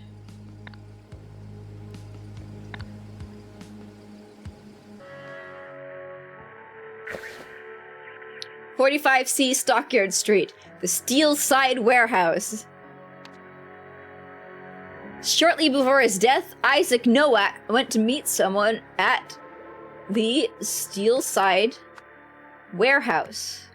A few days later, someone connected to the police station.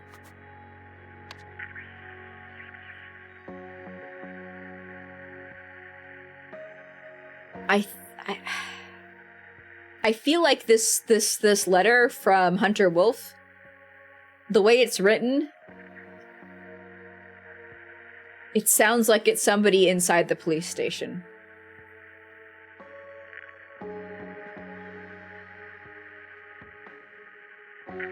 I suggest you talk to the commissioner, but that might just be me. That might just be me. That might just be me. I don't have proper proof. Just vibes.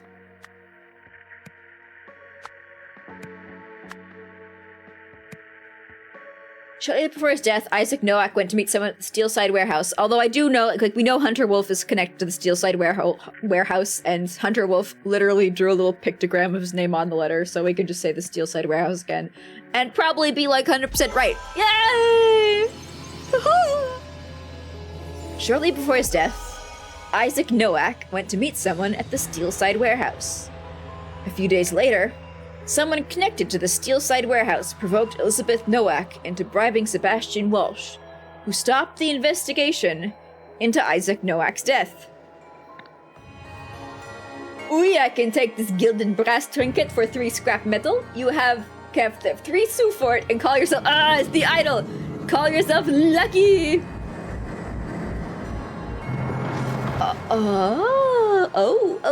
So this... At the end of the first game, the gem got knocked out of the idol.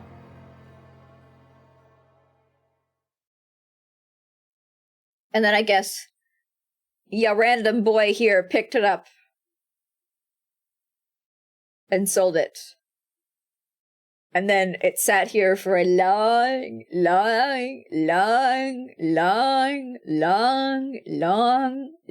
time. And then somebody else, some silhouetted person, approached.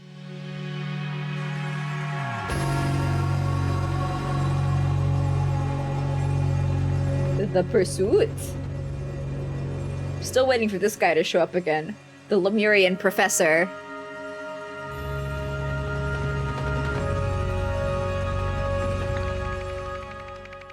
Several years earlier. Oh, okay. We're doing a little bit of time shenanigans, in which a lost power is sought. Is it the power of the Golden Idol? Just curious. Just asking. Garden Retreat.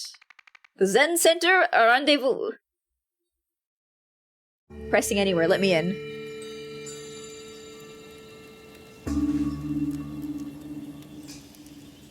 True, he always was a thief. But did it have to go that way? Before the new dawn, night must fall, I suppose. Girl, you are fluctuating. I'm not sure I like the fact that her ear is pressing against her scalp and then flapping out. That's a little too much control over parts of your body for me. Oh, pig ink. Credit card. Oh, pig branch. The woman is crying. Yep.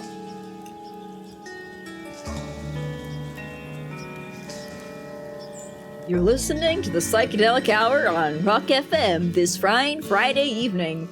That was Bad Rug with their short-lived hit, She Pulled Back From My Kiss. The song enjoyed some success earlier this year, but quickly fell right down the charts. Oof!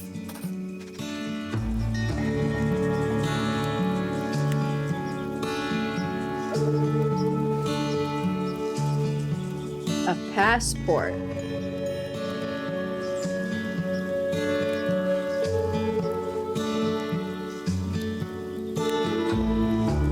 Is she supposed to have bright green marks on her hands?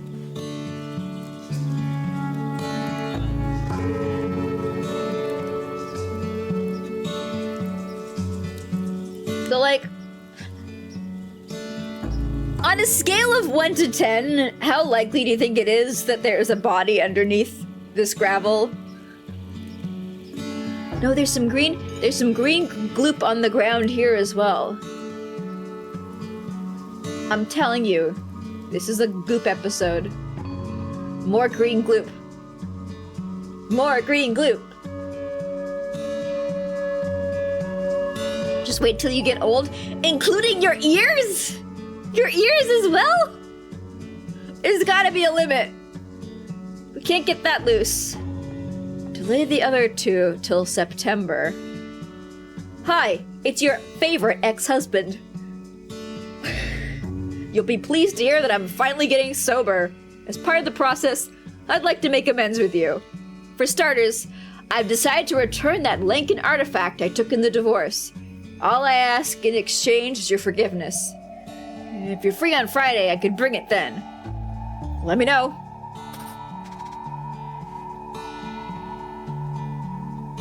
Also, hey, Rad Crab, unfortunately, Prince Goofy is frozen, preserved in amber, because, my program's bugging out again.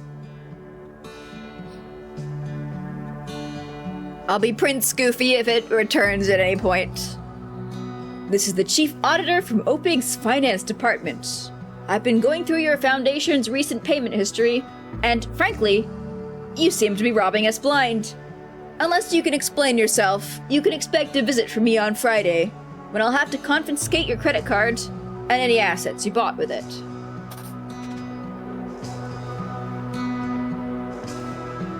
Hey, it's me, your trusty colleague. Sorry I've been off radar. I've been keeping my head down at the Dragonfly Inn. I'll swing by on Friday with our new pointy-eared friend. Elves? Elves in this game? No. Remember, I'm gonna need Plan B rates for this one. Not like the other 7. Now that we're parting ways, I'll also need that passport we discussed. So there's a open window here with a broken balcony.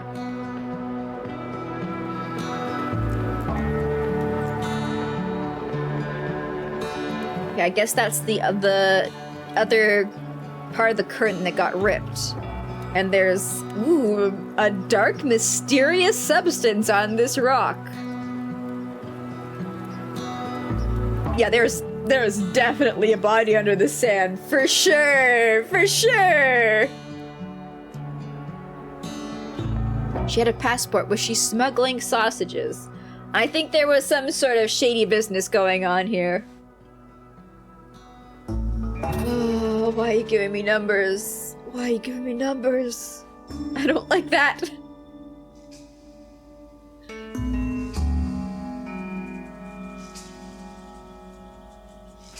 What is this weird bottle of green? A spray can. What's this? Green goop. Strange artifact. A towel. 10,000 sweet boy bucks.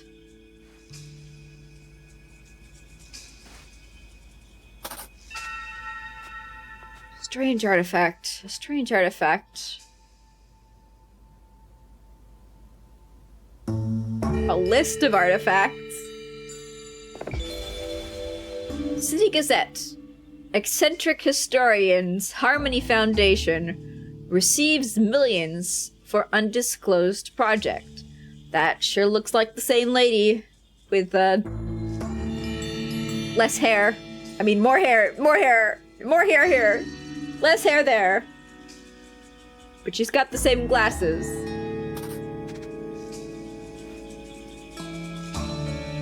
Eccentric historian. Overview. Pork. Whoa.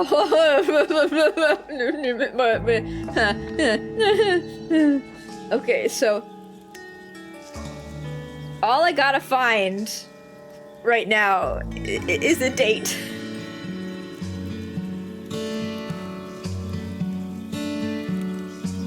What day it is? Friday evening. It might be Spock's people. Okay, I guess that's a little better. I can accept that.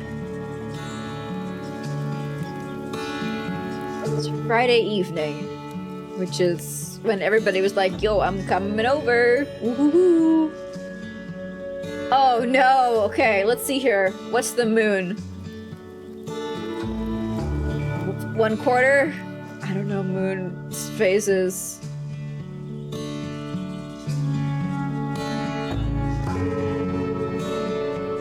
Maybe it's the Friday the 24th because it was a full moon. No. I think it's... What direction does the moon fucking go from? So, I have to determine which Friday it is based off of the moon's current size versus where it would be on Monday.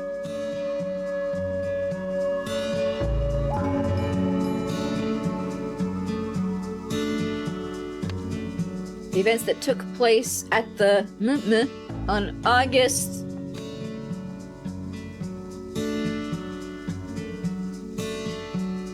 1974 resulted in the events that took place. Where is this? This is the Harmony Foundation? This is the events that took place at the Harmony Foundation. So I think this is the Harmony Foundation. Harmony Foundation. Resulted in someone's death. I'm just gonna blindly throw that against the wall. Because I feel like it is true. So doesn't take about a month for a full moon to come again? Yes, but I don't know which direction the moon, I don't know if the shadow moves from left to right or right to left.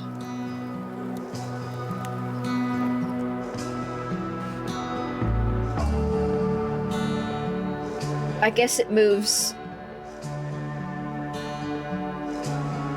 from left to right. So it might be the 17th. So that's a half full moon on the 13th. And then we've got the 17th, and then on Monday it's a new moon. Or new moon. So I think we are Friday the 17th. Here goes. Yay! Okay, good. Resulted in someone's death. Gee, glad I could just, take a wild guess at what happened here. Good job, thank you! Alright. How am I supposed to figure out? I can figure it out. Ad break. Alright, well, while there's an ad break, I am going to... Do I have like a... No, I got rid of my fucking AFK screen. I'm going to try and get my programs working again. So I will see you guys shortly in 3 minutes.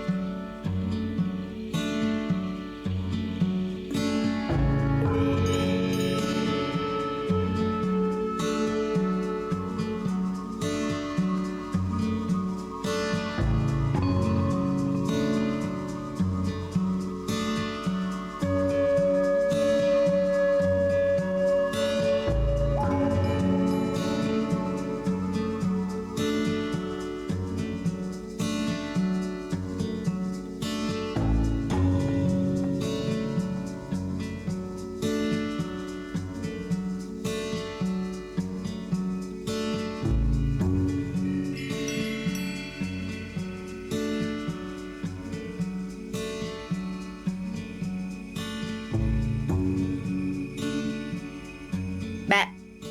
Didn't work. Didn't work.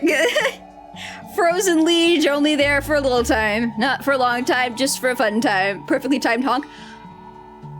I think if I was better at multitasking, I'd love to have a little button I can press whenever I swear. Unfortunately, that would require me to notice what's coming out of my mouth.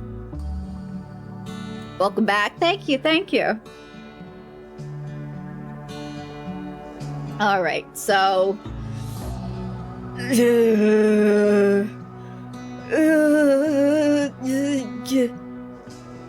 things to solve. So I think what happened is there's two people who said that they were going to come over on Friday. One was the chief auditor from OPIG. 3 people. Goddamn. Fuck. Sorry, I mean, fuck. 3 people. One was the trustee colleague.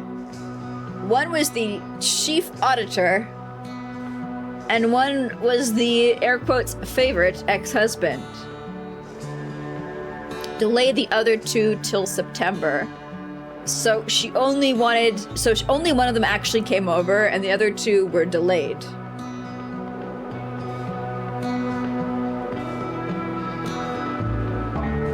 I think the auditor was going to be delayed.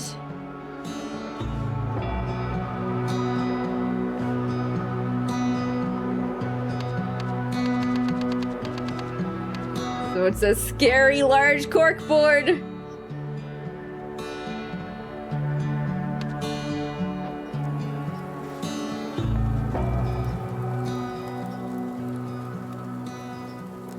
He always was a thief, but did it have to go that way?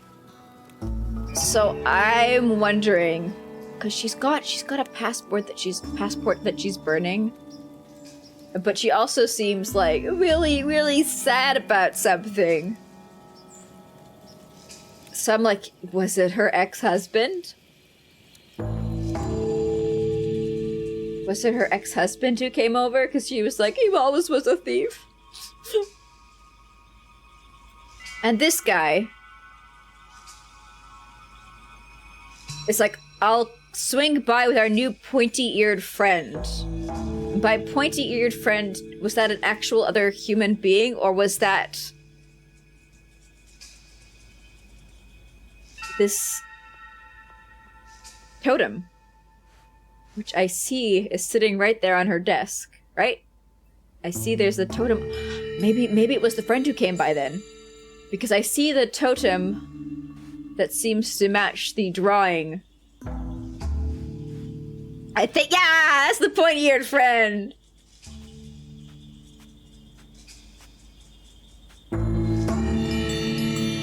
She was burning the passport. For whatever reason. So while I was originally thinking maybe it was the husband, and she thought that her husband was always a thief, but maybe it's this one. It's me, your trusty colleague. Sorry I've been off radar. I've been keeping my head down at the Dragonfly Inn. Swing by on Friday with our new pointy-eared friend. Remember, I'm going to need Plan B rates for this one, not like the other 7. Now that we're parting ways, I also need that passport we discussed.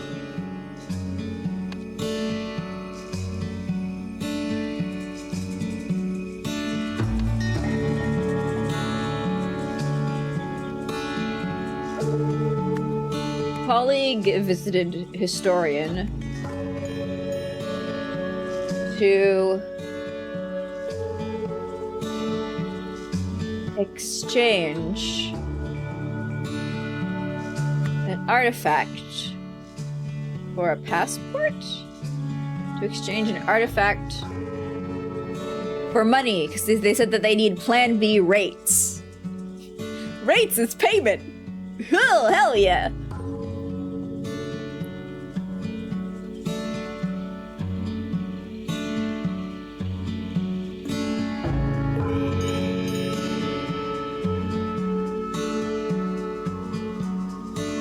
During the meeting, colleague suddenly tried to something historian. In response, historian sprayed colleague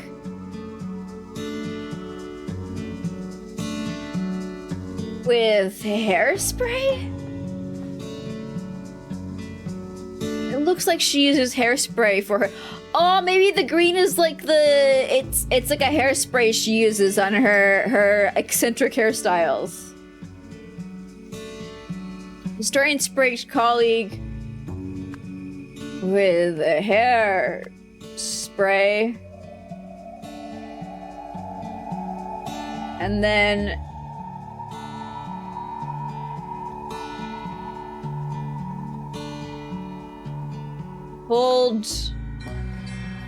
pulled a rug?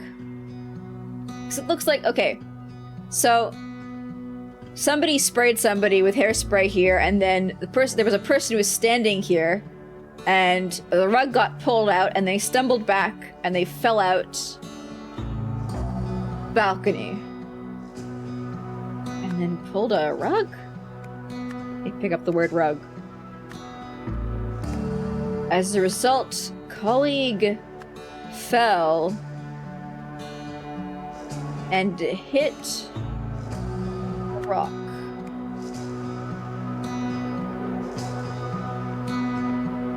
During the meeting, colleague suddenly tried to what historian?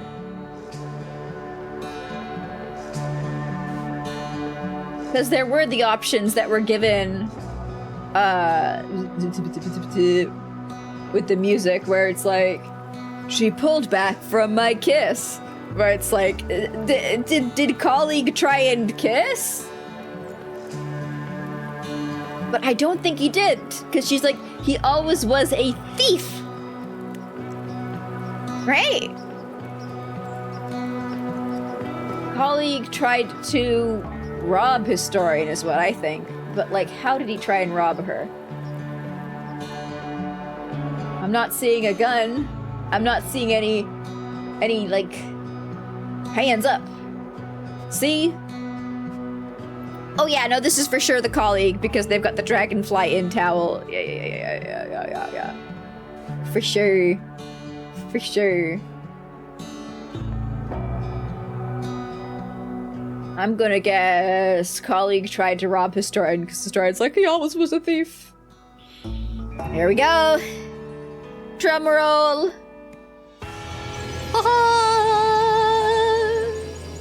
Colleague visited historian to exchange an artifact for money. During the meeting, colleague suddenly tried to rob historian. In response, historian sprayed colleague with hairspray and then pulled a rug. I feel like they should have written pulled on a rug, but maybe that would have given too much of a hint of what the word was. As a result, colleague fell and hit a rock. Historian's colleague brought her a strange statue, then began transferring other artifacts from her safe into his suitcase. In her attempt to stop this, the historian killed her colleague. To cover up what she had done, she buried the body and burned the fake passport she had provided for him.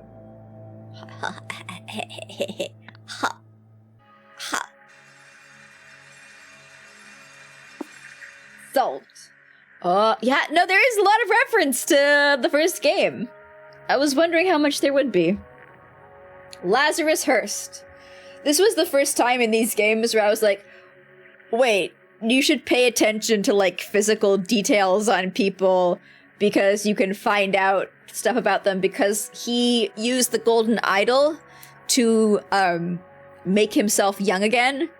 And I only figured out who he was when I was like, huh, he kind of looks like the old guy from before, only smoother with less wrinkles.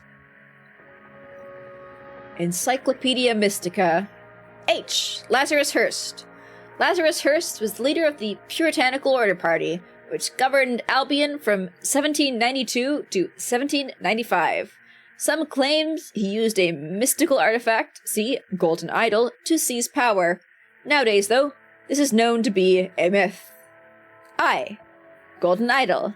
The Golden Idol is a fictional artifact said to have derived from ancient Lemuria. Believers make contradictory claims about the idol's supposed function. Well, it's multifunctional. It's a multi-tool. One popular theory is that it granted eternal life. However, modern historians agree that the idol never existed, and scientists have shown that such functionality is impossible. No one thinks this anymore. Not this one. Yeah, no, it drained life from somebody, and it gave life to somebody else.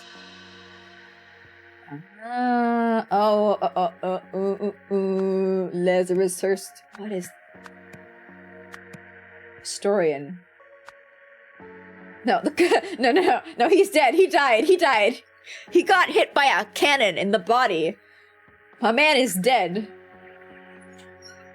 He's not gonna come back, right? No way. Behind bars. An alarming incident at Sternwell Prison.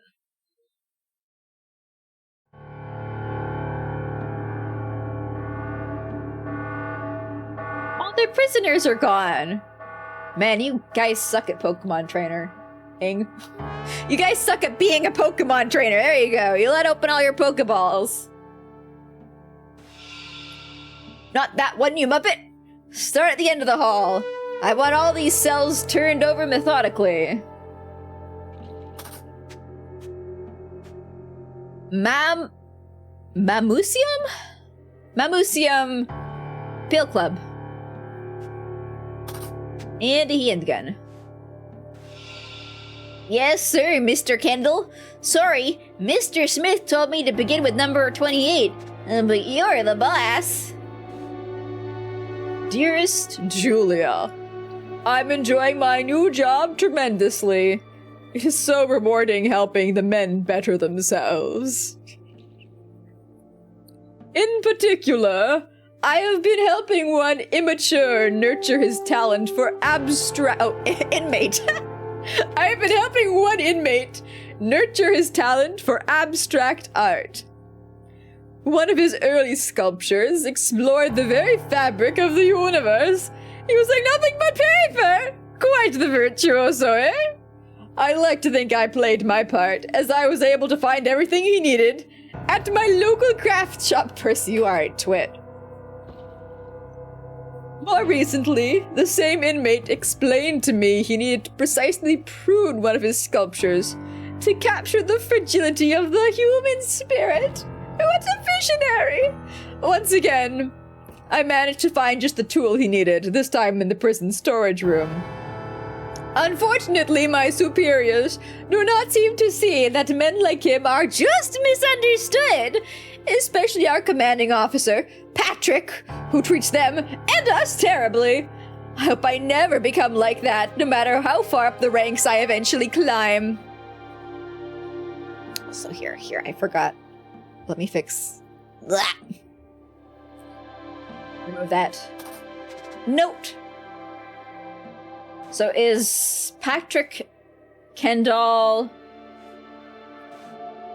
the boss? I think Patrick Kendall might be the boss.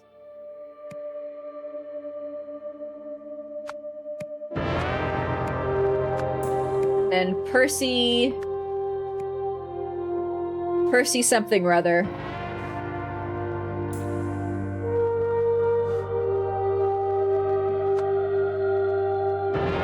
And then Smith is some sub-boss.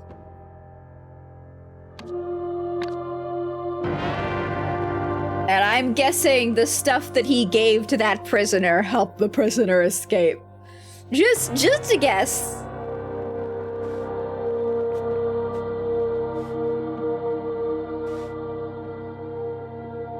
"9 p.m. Love, lust, and a laundromat. Pack of marked playing cards.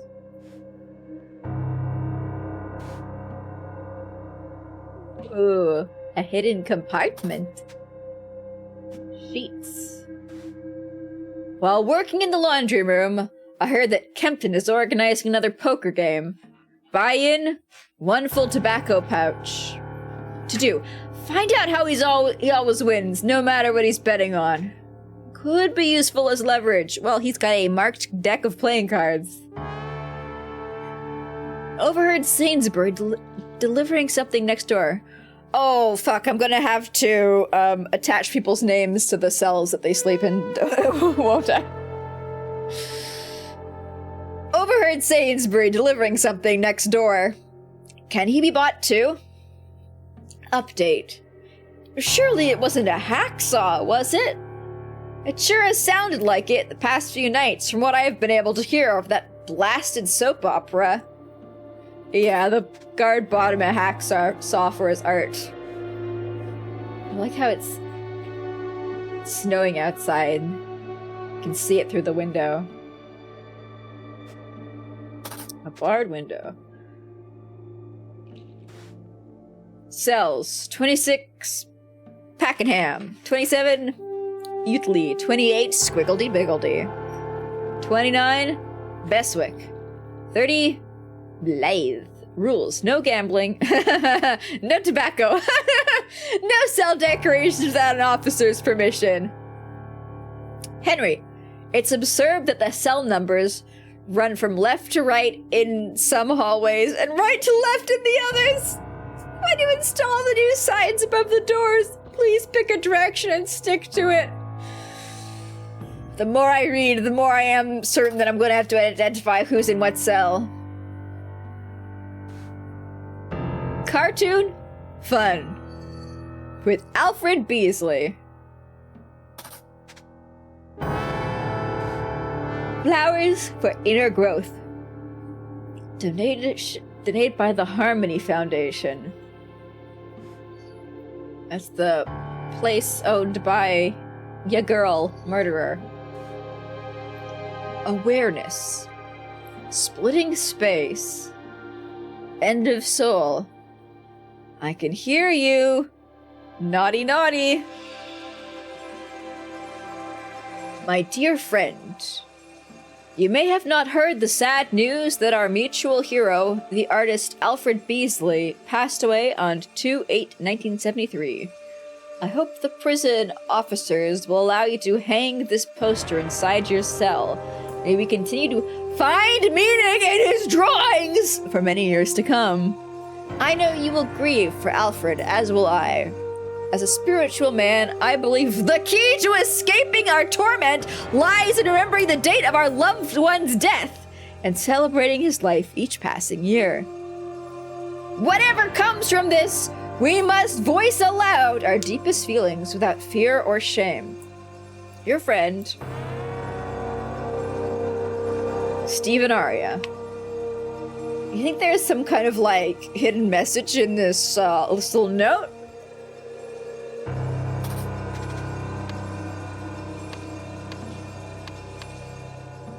Secret message was encoded and can be decoded as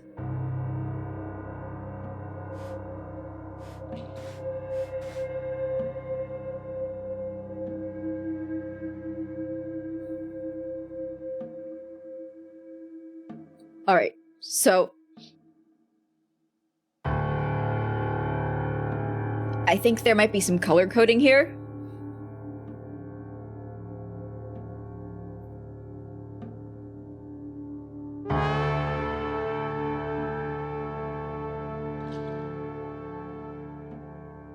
And the colors correspond with a number?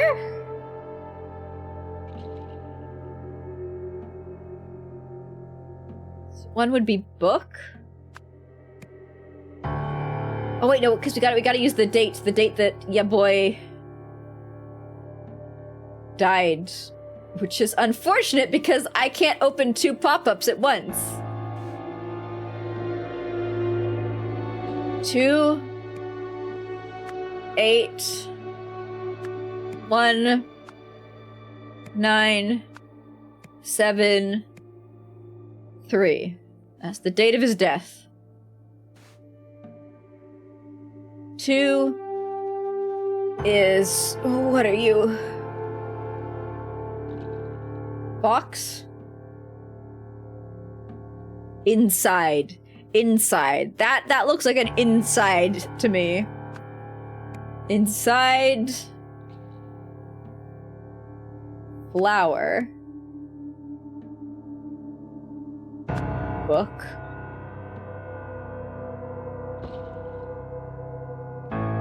Spine.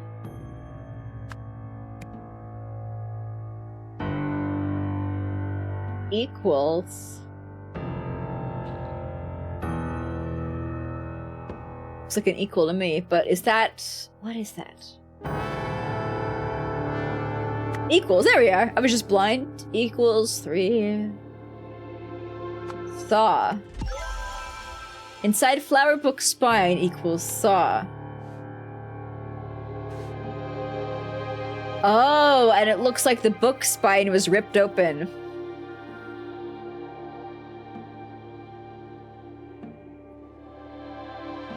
Alright, alright.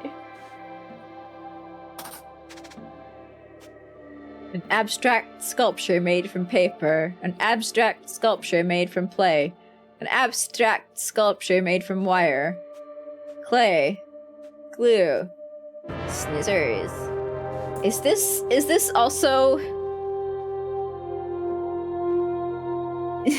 is this just genuinely an art project, or is it, like, also some kind of code?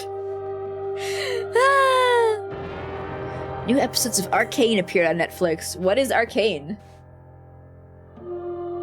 1, 2, 3, 4, 5. Alright, cool. There's 5 prison cells on this floor, and we can only see the last 3. Noted.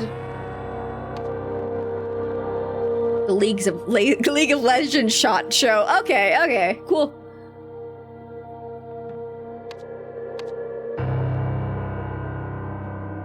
Oh.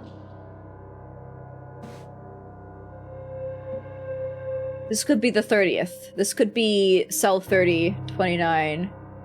No, because there's nobody. Because there's somebody in 28, so it is from left to right. This is... Wait! Shit! It doesn't work either way. The name has just been smudged here. There's still a person there.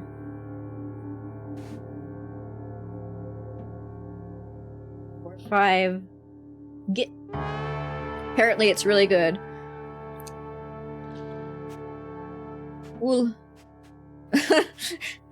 Neat. I don't watch TV shows. I haven't in a very long time.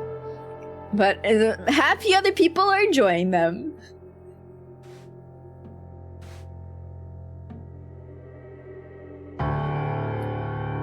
Sainsbury. Oh, overheard Sainsbury delivering something next door. You might be Sainsbury. Because you delivered tools. Percy Sainsbury. But he did it out of the goodness of his own heart. Because he's a twerp.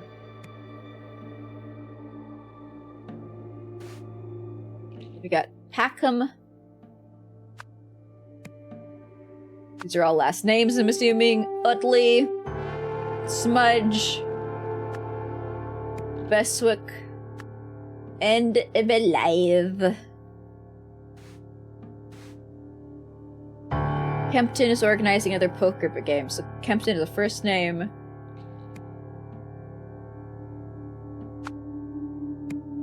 So Kempton is either...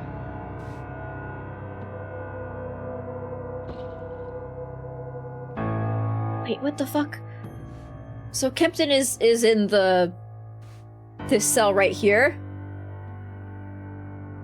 But in the list of who is in what cells, this cell right here just is a smudge for a name. No person.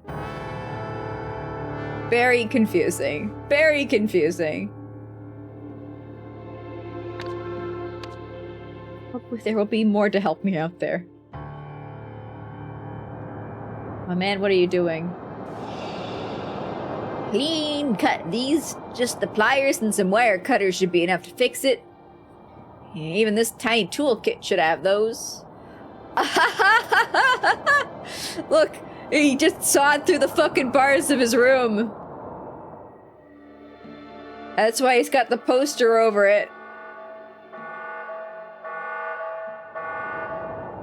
He exited.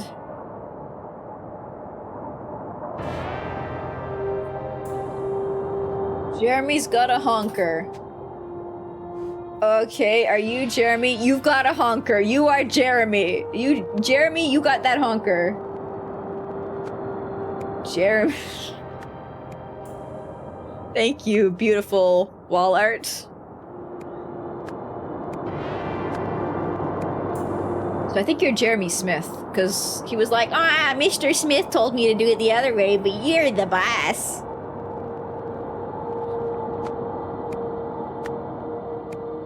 All the guards. Right. Here. Now I'll stick Julia right under Percy, because she's the person that he wrote to.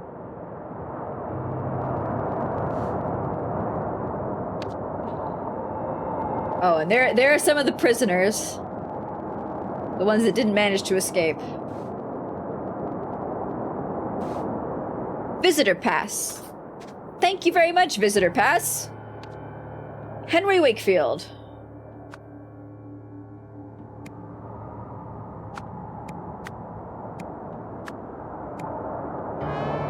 Reason for visit, maintenance contract work.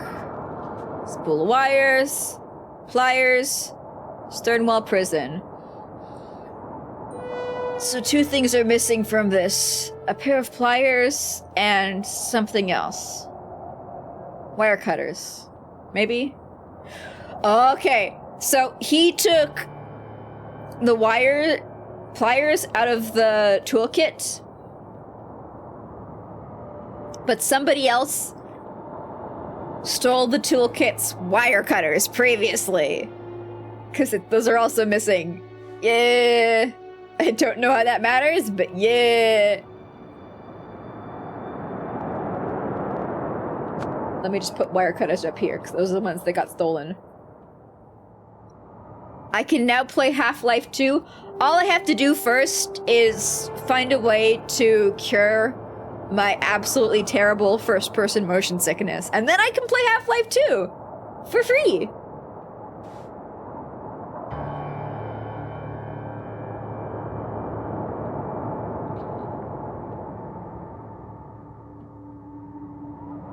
Somebody tied some fabric around something that was put up against the wall, which allowed... How did he get out of the... Oh, he cut his way through the bars. Got it. Drain pipe. A blunt hacksaw blade. Ah, that's the one that he dropped down there after cutting through his bars. Where did he put the bars? What did he do with the actual bars after he cut them out of his window?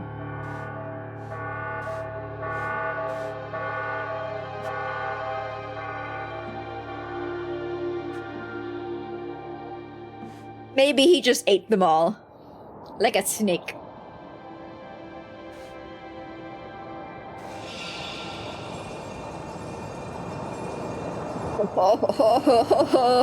Clearly, I can't trust any two of you idiots to guard the whole block yourselves after 9 p.m.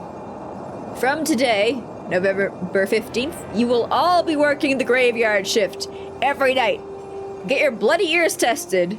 How you didn't hear anything is beyond me. Oh yeah, because the guy was fucking sawing his bars off of his windows at night. Yeah. Yeah, how did you not hear that? Okay, I think that's the guy who escaped. Daniel, homicide, 20 years. Jason, racketeering, 15 years. Robert, murder, life. Jimmy, kidnap, 7 years.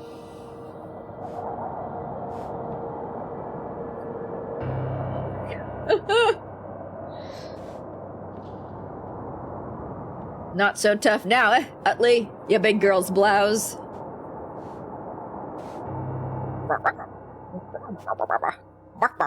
Clovis the dog. Can I... Clovis isn't in the list. Try calling me that without a gun in your hand, screw. See what happens. Alright. You are... Utley.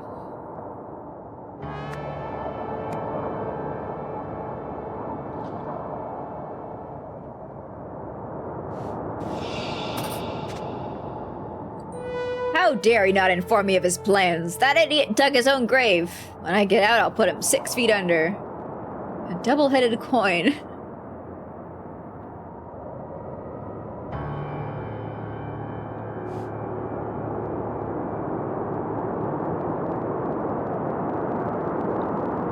Are you the guy who was next door to him? I think the guy who was next door to him will have been like, oh, that's what the sawing noises were. Well, that makes sense. Big girl's blouse. Looks like you got a new nickname, eh, neighbor? Just 1 more year, and that'll be me, free as a bird. The torment is nearly over.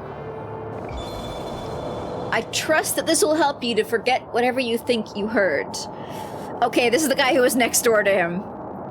As extra insurance, I have a small request. I need you to get me something from your work. We can discuss it during the next exercise hour.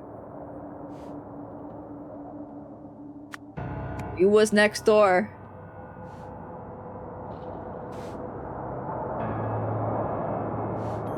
Big girl's blouse. Big girl's blouse. This guy's a big girl's blouse and was next door to this guy. Great. Okay, so who? Wait, no. Who's getting out? Jimmy kidnap. Or Daniel homicide. I think this guy is Jimmy kidnap.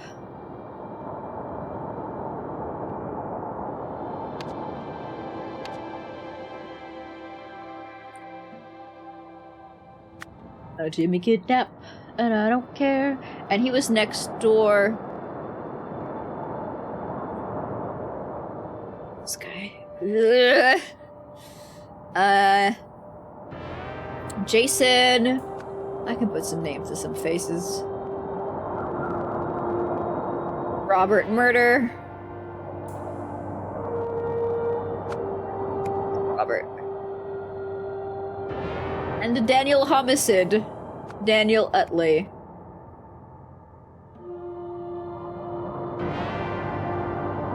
Okay. That's giving me information. I can use that. I can use that. We're good.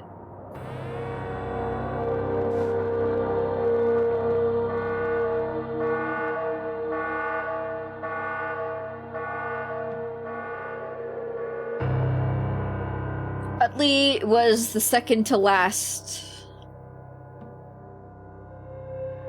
I'm gonna say on this side. So this was Utley. So this is Jimmy. So it's Jimmy Beswick.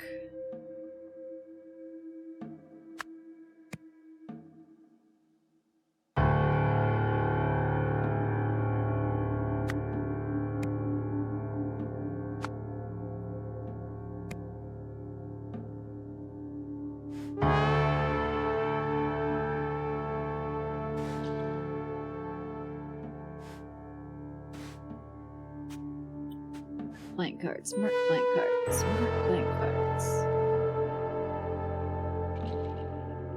Kempton.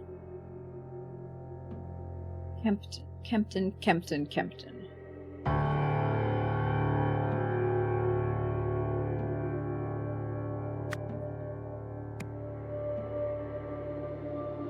Daniel Utley. Jimmy Beswick. Robert. And...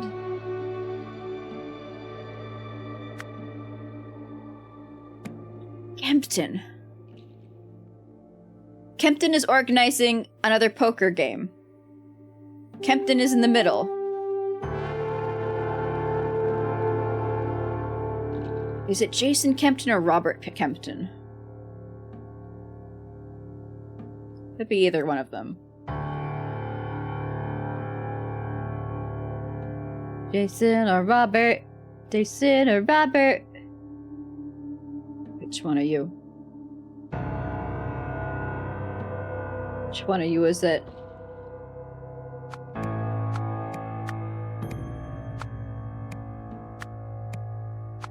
Where is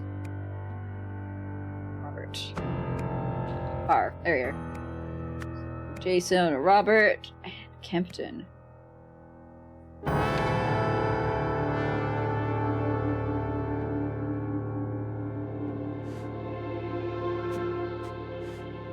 His sheets seem to be the same pattern as the,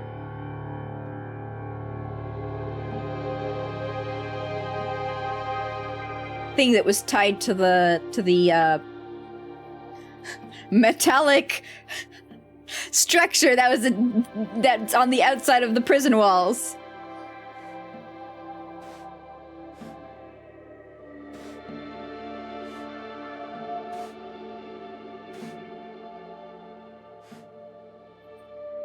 I can hear you naughty naughty, and then he responded with a note saying, I'm gonna need something from your job.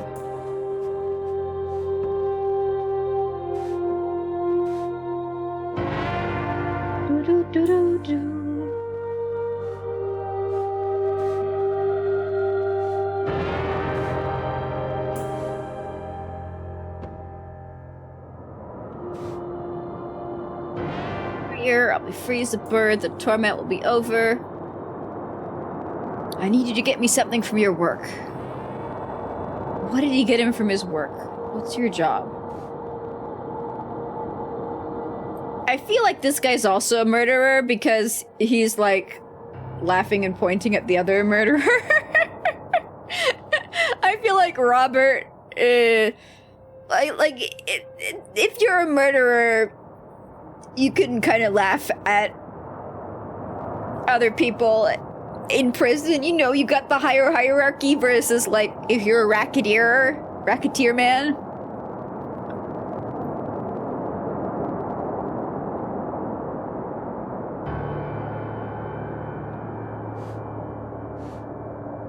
Like all this stuff seems a little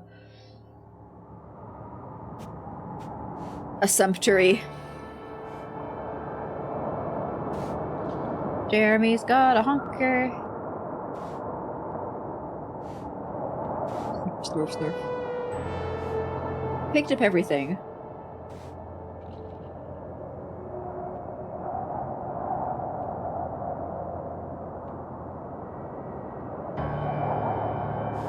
I feel like at this point, if I guess who's in the cells, it's just gonna be that, you know, I guess.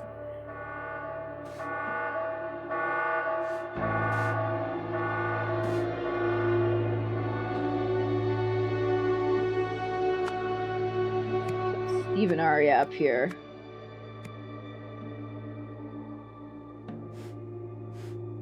Alfred Beardsley was the sculptor.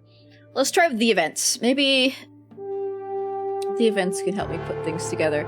I feel like it's the guy with the scar, and then this guy here. Okay, cool.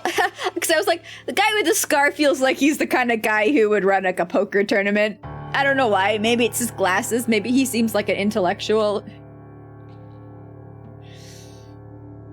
Okay, so Pakenham.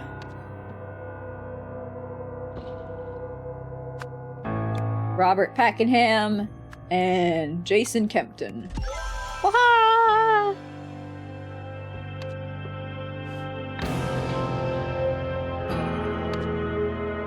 Bom bom. Let's see here. Meh, who is in prison for meh, got out of his cell through a meh using a meh he got from meh meh.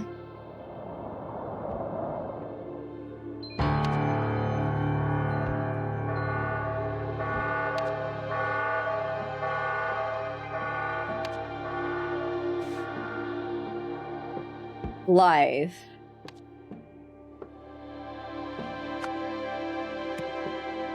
First name something Blythe. Let's see the remaining one.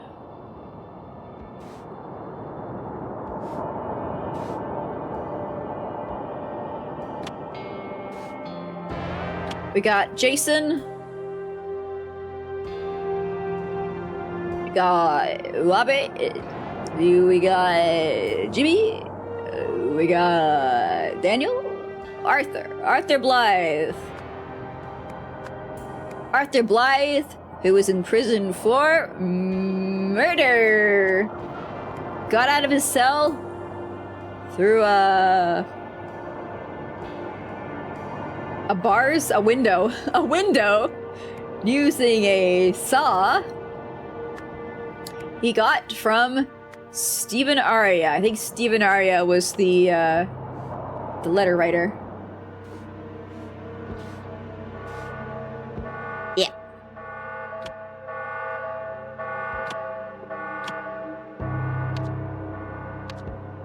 He entered the yard via a drain pipe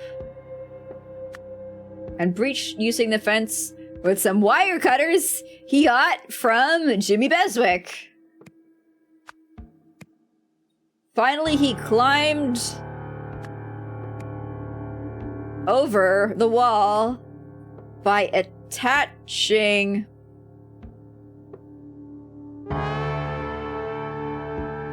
good question. I love good question. Sheets?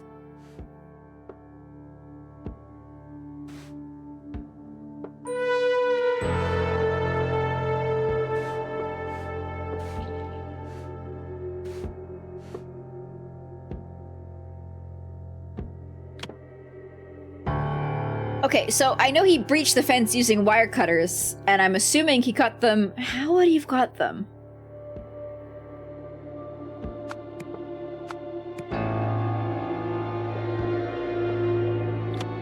Got over the wall by what? How did he get over the wall? Bed sheets. Sheets, which he got from...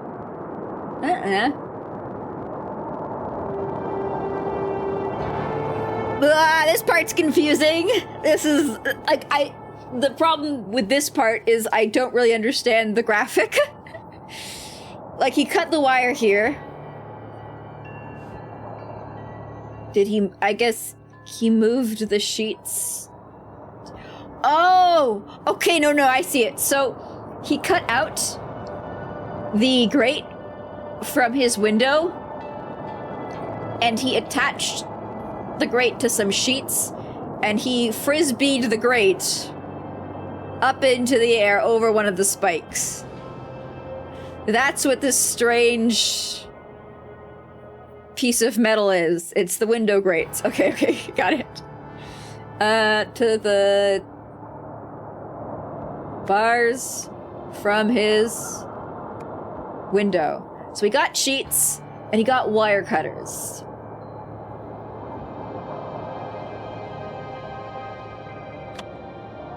I'm guessing he got the sheets from his next...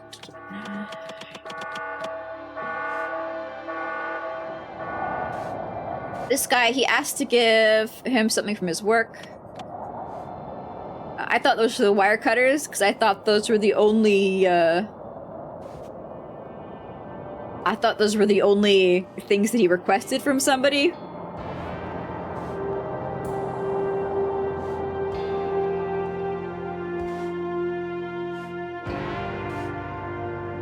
Oh wait, no, fuck, he got the wire cutters from the guard. I forgot.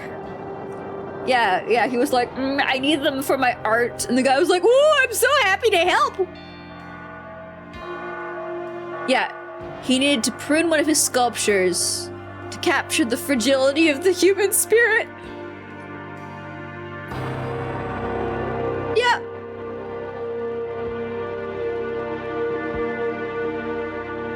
Okay. He got the wire cutters from Percy Sainsbury, and he got the sheets from Jimmy Beswick. There we go. I forgot about the guard. Arthur Blythe, who was in prison for murder, got out of his cell through a window using a saw blade he got from Stephen Aria. He entered the yard via a drain pipe and breached the fence using wire cutters he got from Percy Sainsbury. Finally, he climbed over the wall by attaching sheets, which he got from Jimmy Beswick, to the bars from his window. Truly, it takes a village to allow one wanted murderer to escape from prison.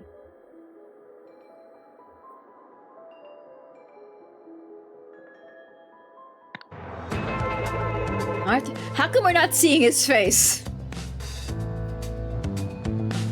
Methinks he is going to return to the story under some kind of assumed name later on, and it's going to be like, oh, turns out it was Arthur all along. He used the noise from a fellow inmate's television to cover the sound of him sawing through his window bars at night when the guards were understaffed. Museum top league again. Museum won the Albion Peel Championship yesterday, beating Victrix in a thrilling 1-0 final. Don't you love it when you watch your sports ball and there is one goal? Killer on loose. Police are hunting a murderer who escaped Sternwell prison yesterday. Arthur Blythe, who formerly worked at the Museum of Lemurian History, was serving a life sentence for fatally stabbing a colleague who had caught him stealing artifacts, which he later sold at various locations. Date.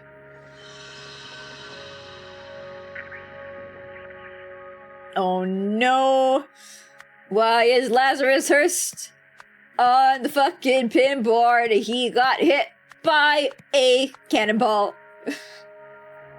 I'm growing increasingly concerned.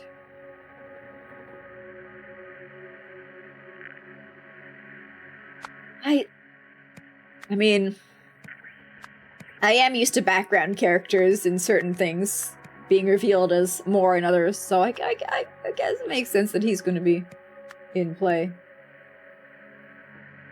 Do you think, like, all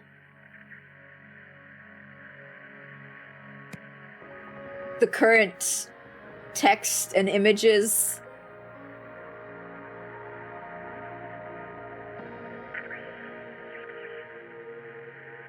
go in the currently available boxes? Do you think he's still fucking alive? He died!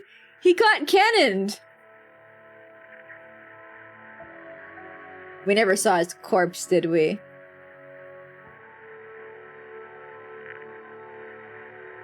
I hate to admit it. But I did find that somewhat unsatisfactory at the end of the first game, as we never actually saw him in his death evolution. Maybe people survive when they get cannoned? Right to the chest? At close quarters in a room?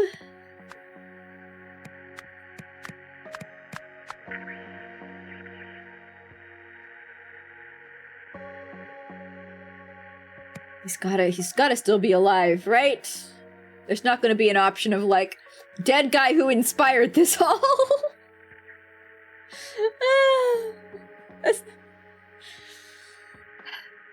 Historian Lazarus Hearst. No,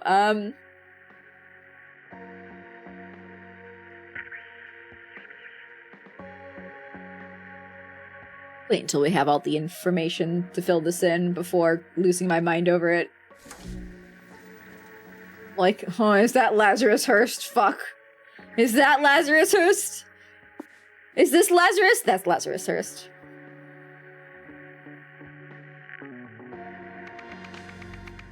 Blockbuster release. An immersive experience at the drive-in. And this is before people with red eyes started showing up. So thank you for the follow, Kitty Games. Enjoy your new life as a piece of gum. Ooh. Outfits? Are people dressing up as, like, the characters from the very normal show that they're watching? Is this nerds? Wasn't my fault. Someone pulled it off me from behind while I was trying to figure out what had been thrown in my back seat. A ticket stub. I told you it was irresponsible, but no one listens to old Beck Mason. Ticket stub. They have different numbers on them. 34. 30. Okay, no. I don't have to remember the ticket stub numbers. Miss Cunningham's gonna fire me if I can't get this fixed. New projector troubleshooting guides. Check projector power supply. Confirm all internal parts are correctly mounted. If image is too small, check lens. If image is not showing, check light. If image distorted, check crystal. Pro screen recommends against stopping projector once film has started. The Neptune difference. We give our guests an escape from their mundane lives with our unique True 3D trademark technology into a world of movie magic thanks... Is that the golden idol crystal? No. Enter a world of movie magic thanks to our one-of-a-kind Neptune crystal, TM. It's a red crystal, right? It's a red crystal. Therefore, I'm...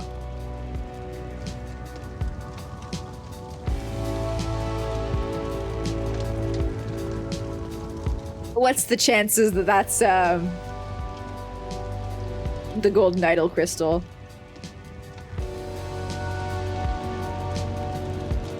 Because they said one of a kind.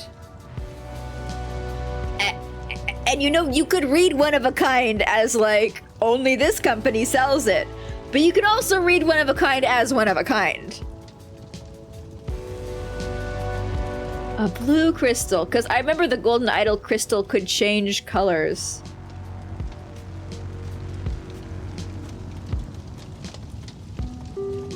It changed colors depending on what it was set to do.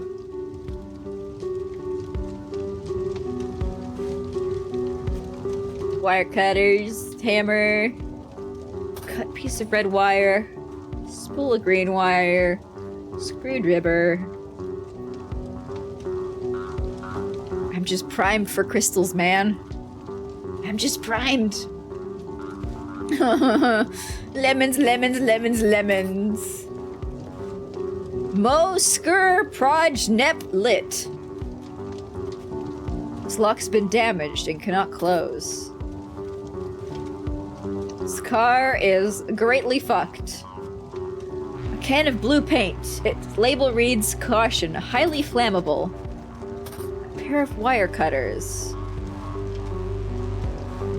Warning, do not remove the upper lid unless the fire switch is set to off. It's set to on, isn't it? The fire lid is set to on, isn't it? Is that part of his costume? It looks like the same green.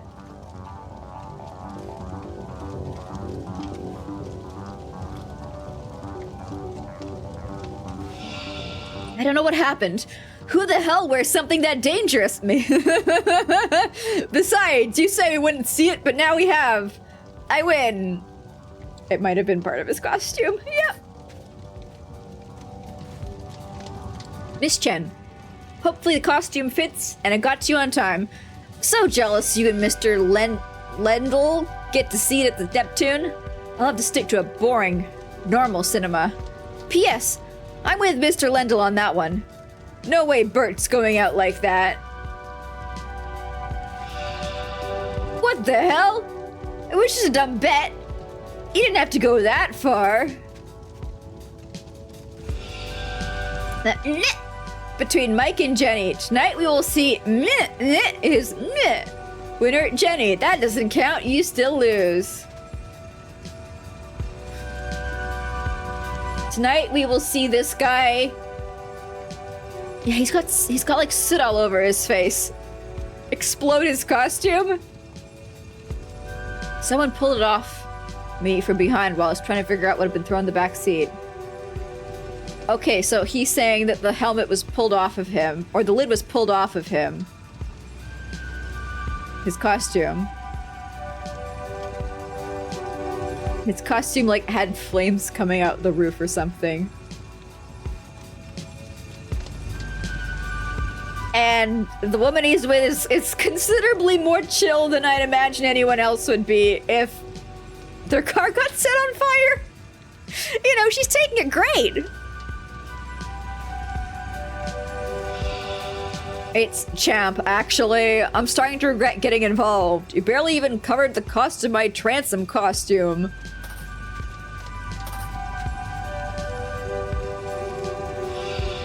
Move it, ship! Fire was not part of tonight's plan. I like this costume. This is the character I would like to dress up as, please. A duffel bag containing a note detailing a plan. What's the fucking note? Let me see the note. Let me see the note. Oh, I can. There. Ooh, ad break. All right. Let me stew on that. I'm sure that is the golden idol crystal. Now that I saw that note that the girl has, where it's like, so jealous that you got to see it at this special one-of-a-kind cinema.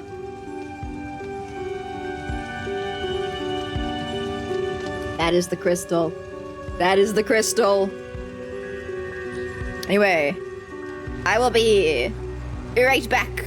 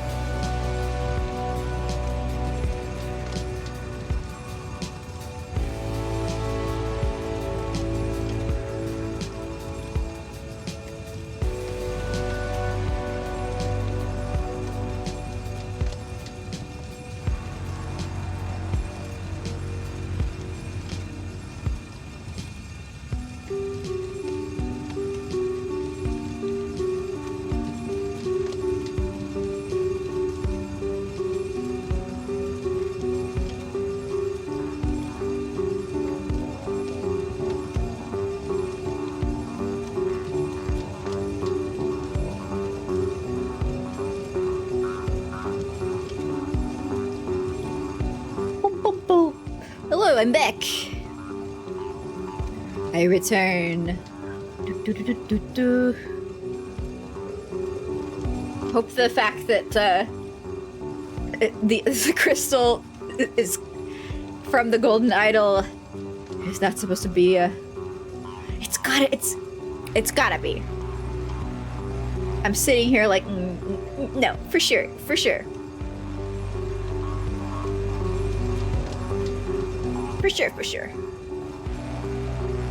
I hate the fact that we're seeing all this stuff about like green wire and red wire and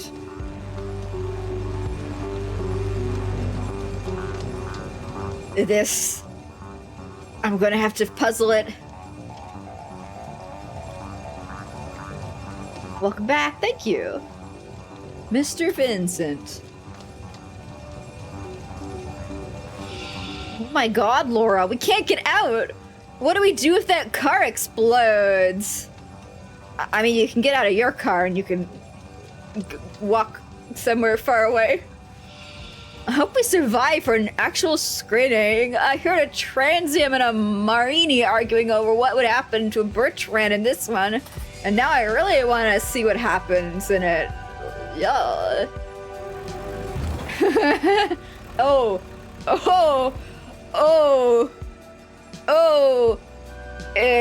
Is that person dead?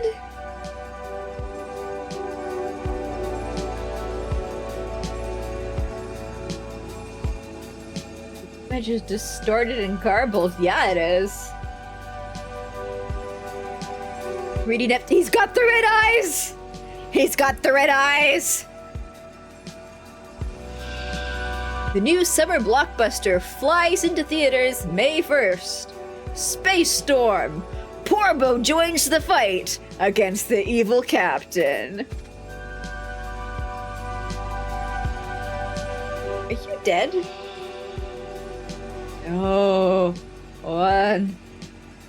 Leaves. Fresh coffee stain.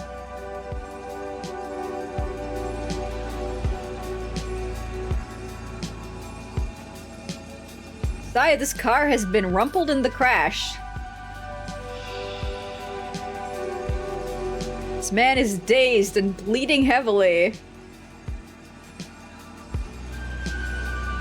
No one leaves. Okay, so this is the woman who runs the place, and she saw everyone was leaving, and so she jumped in her car and smashed into the first one leaving? I think that's, probably not gonna pan out as well as you were imagining it would a moment ago. Banned for life. Augie Tamine. What's Augie's car? It's a green with a long back part. Is there? I immediately want to see green with a long back part. This kind of looks like the green with a long back part. Maybe not though. Miss Cunningham, you were right. That weird lady called again. She can't seem to get it through her head that she can't just buy anything she wants. She sent her goon to make an offer in person, but I saw him to the exit, just like you said. I told him never to come back and that no amount of money could buy what makes this place so special. But he didn't seem to listen. Somebody's trying to buy the crystal! Somebody's trying to buy the crystal! Costume competition. First place, free tickets for a month. Doug Baxter for his dangerously authentic Bertrand. Second place, a popcorn bonanza. Annie Kishimoto. The costume really hooked me. Third place, Marini figure. Tom Powers. Super scary, sharp teeth. Thought I saw a better version of this character, but he didn't show up for the competition. Definitely better than Parker's. Oh, names and words and words. Wait, did she get a phone call that caused her to do what she's doing? Is that what's happening? A rotary phone. Sarah? Who stole what? Are you there? Oh.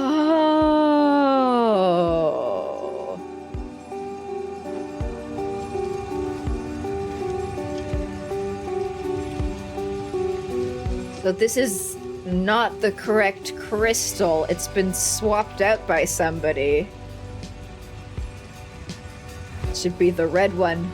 The golden idol one.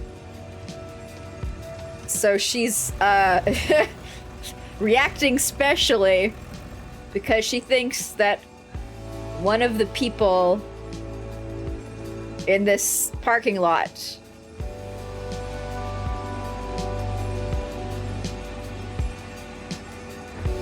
swapped out and stole the crystal. I didn't finish clicking on these people. Your ticket stub and your ticket stub. I think this person, duffel bag containing a note detailing the plan, might have been the thief? We'll see. I've got my equipment thing to click on. Office, me, maintenance, Andy, project booth, sick, Andy, just swap in.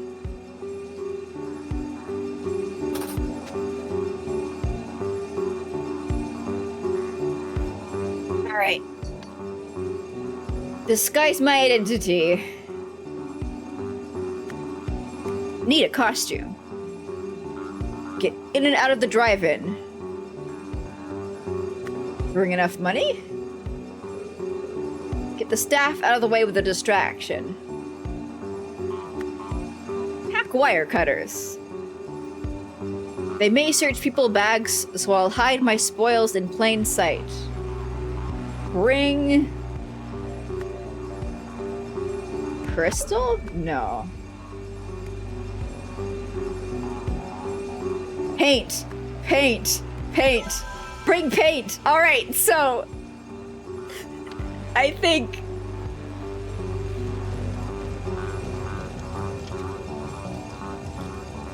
I don't know if you guys can see, but the teeth on this costume, one of the tooth looks... one of these tooth teeth looks slightly different. This one right here, it seems to be pulsating and glowing and wobbling, and there looks like there's a bit of a blue goop on it. And in this car with the fire, there is a can of blue paint that was thrown in there. So I think he stole the crystal, painted it blue, shoved it in his mouth, threw the can into the other car, and the highly flammable paint caused your boy's helmet to explode.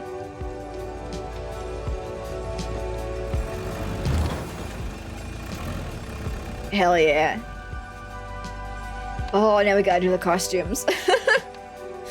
Or the names. The names, oh wait, okay. We can do the costumes. Costumes is less work. Bertrand is the robot. Because his was a dangerously authentic Bertrand.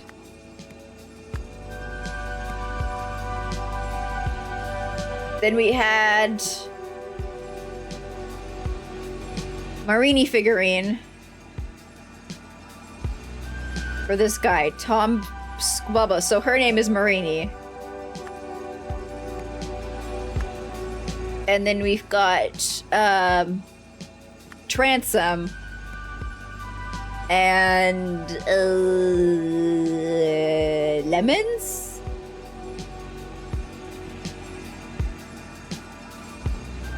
Porbo. Porbo. We got Porbo. How could I forget? Poor old Porbo. We got Porbo, and we got Transom. There we go!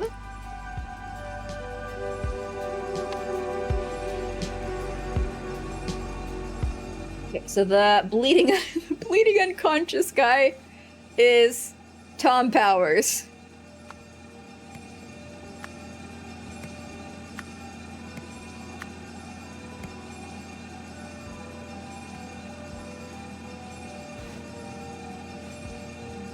The lady who drove into his car is Sarah.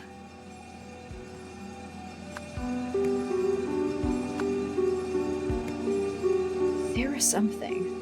I think the guy at the booth was like, "Oh no, she's gonna fire me." Cunningham. Sarah Cunningham.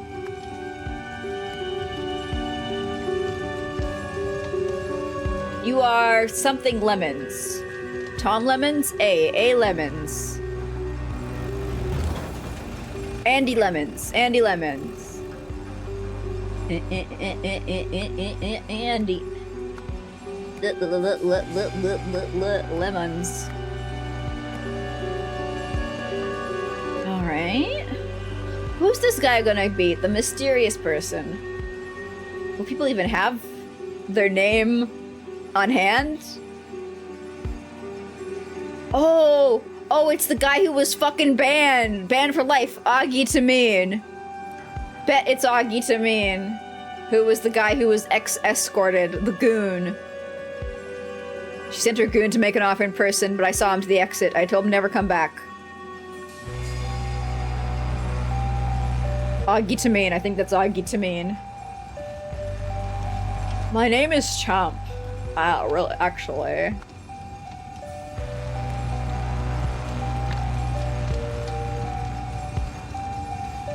Champ. Vincent Champ. Champ Vincent. Mr. Vincent.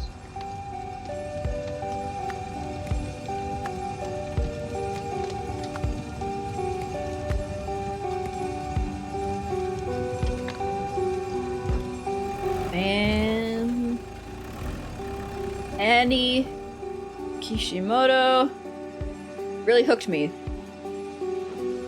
This girl has a hook for a hand. I think that's Annie. I think that's Annie because the pun.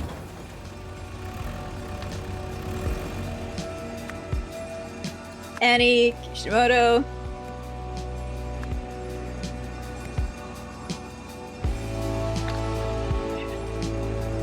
Doug Baxter is the guy who was fucking roasted.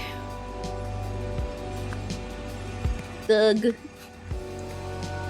Baxter. There's so many names. There's so many names. There's so many people here. Kishimoto, like the Naruto mangaka? I guess so.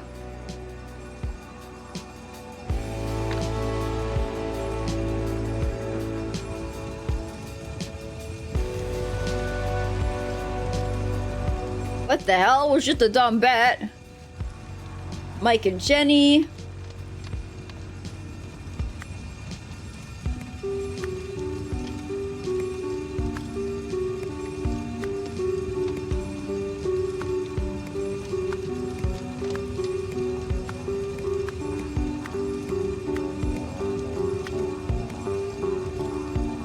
And oh, the other girl, Laura. Laura, right?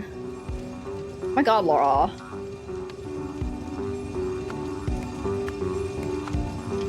Am I gonna get their last names, though? That's the real question. This woman just says her name out loud, like a beautiful... Yes, thank you. Yes, thank you, Beck. Thank you, Beck Mason. I always love when people in these games refer to themselves as first name, last name. Instead of saying something lame like me, or I. Doug Baxter, Annie Kishimoto, Tom Powers.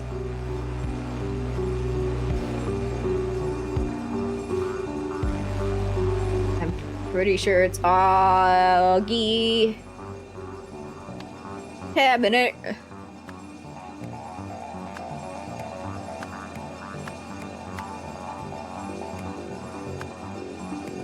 Now, I just gotta figure out these guys' last names. Somehow.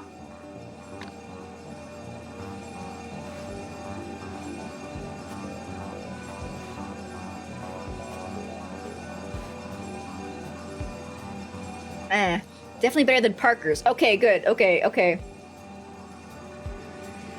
So, you are Laura Parker. Because you are the only other one who is competing for a Bertrand.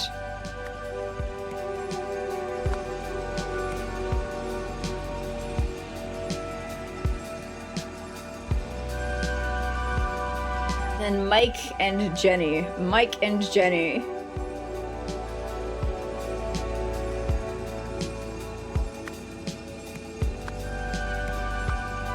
You think somebody's last name would be Neptune or Captain? What's the likelihood of that?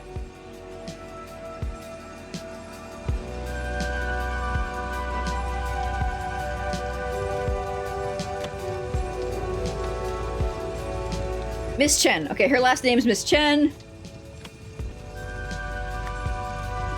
Jenny Chen.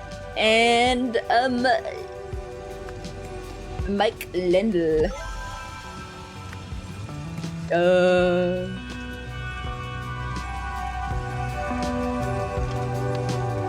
Dispute. The bet between Mike and Jenny. Tonight we will see Doug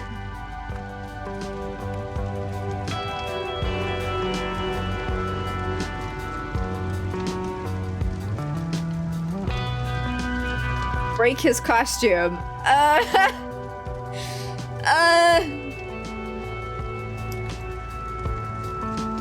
Or burn it, destroy his car? What the hell? It was just a dumb bet. You didn't have to go that far. I didn't know that would happen. Who the hell's worth something that dangerous? Besides, you said you wouldn't see it, but now we have. We wouldn't see it, but now we have. I win. I didn't know that would happen. I didn't know that would happen.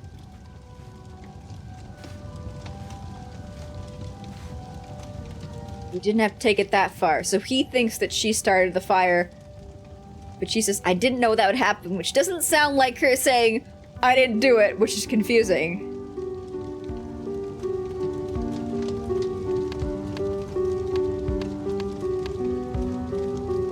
Do we see Doug total his car? Broke his car, block his car, fix his car, cut his car?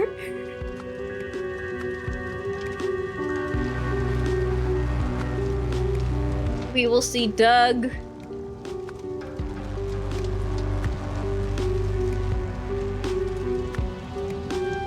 and his car. Lose his car. Lose his car. Where's the car?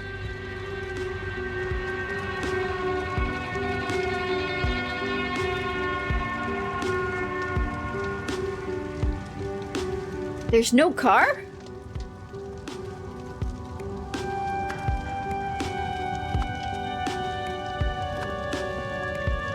What's happening?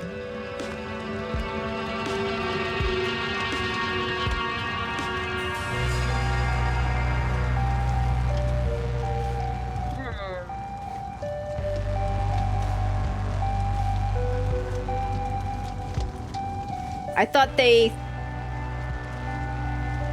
that they assumed that he would destroy his car?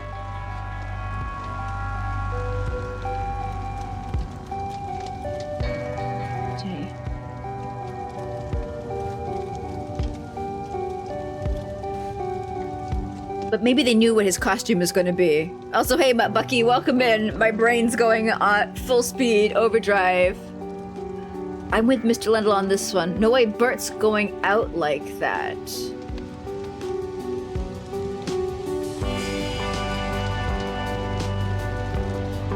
We'll see Doug block his weird lady. We'll see Doug chip his tooth. Doug, how are your teeth doing? His teeth look good. Where did we pick up tooth? Oh, that's probably gonna be used to explain where the crystal is hidden.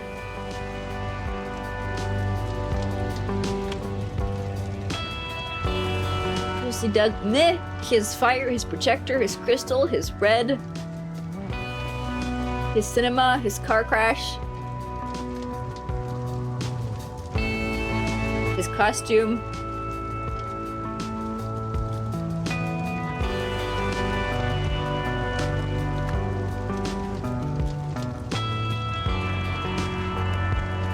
Head? His exit? His paint?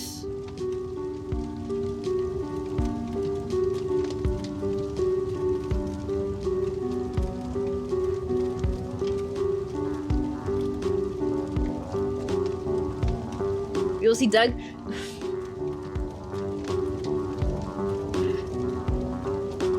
I'm so confused. Waste his money?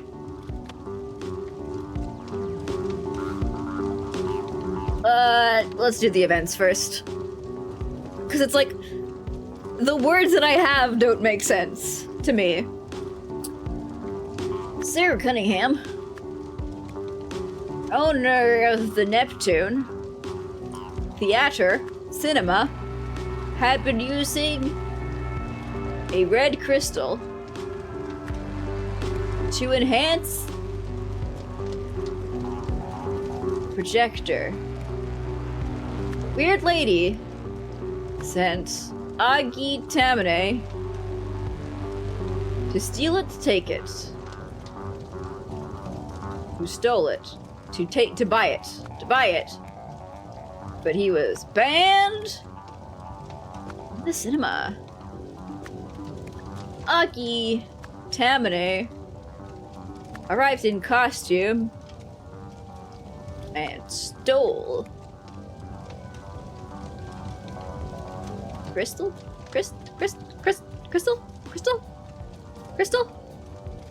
There we go, Crystal. Disguising it as a tooth. Where's tooth? Tooth. Wah.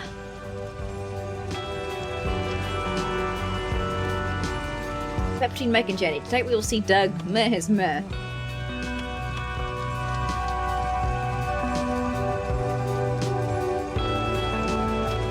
No way Bert's going out like that.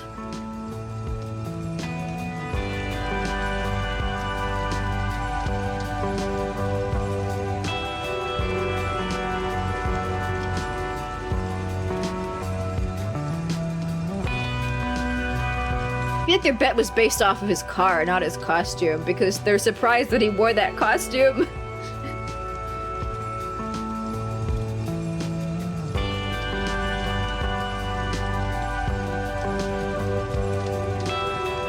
I keep being like, this is a bet to see that he totaled his car. But there's no car option apart from car crash.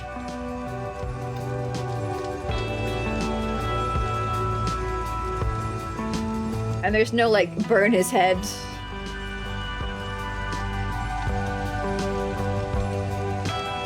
Roka's costume is really the closest I think I can come, but they're like, no, so incorrect. Doesn't count, you still lose.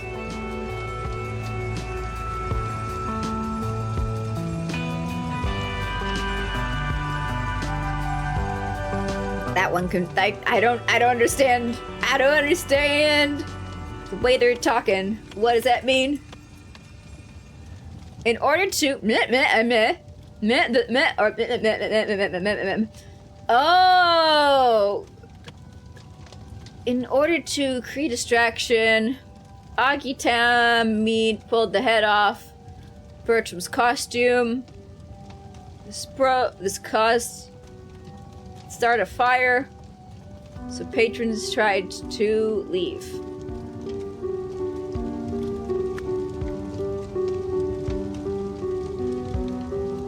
In order to start a distraction.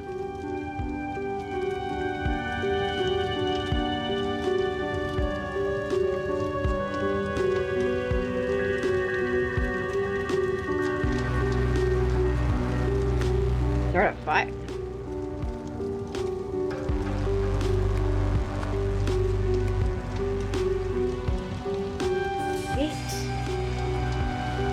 I've got all the words that I can get. What I have is what I have.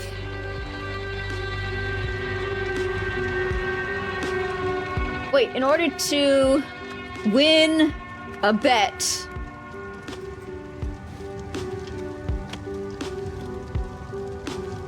Jenny Chen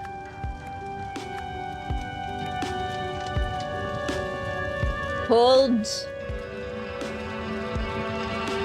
the head off Doug Baxter's costume to start a fire so patrons tried to escape. Jenny Chen pulled the head off Doug Baxter's costume. Oh, so that's why she's like not entirely denying that it was her fault. It's just a dumb bet. You didn't have to go that far. I didn't know that happened. Who the hell's wearing something that dangerous? You said we wouldn't see it, but now we have. I win.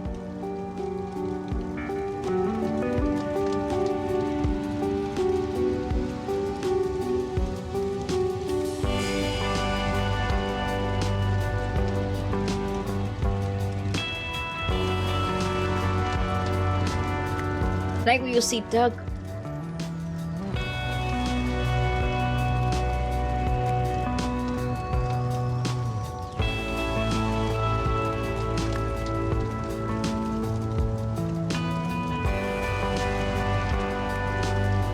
My brain's still like, he broke his costume. He broke his costume. That's incorrect.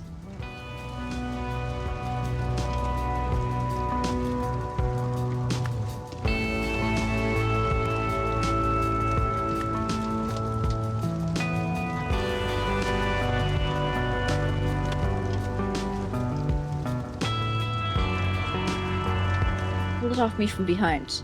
What was she trying to do by pulling the helmet off his costume? Is it like he bought his costume?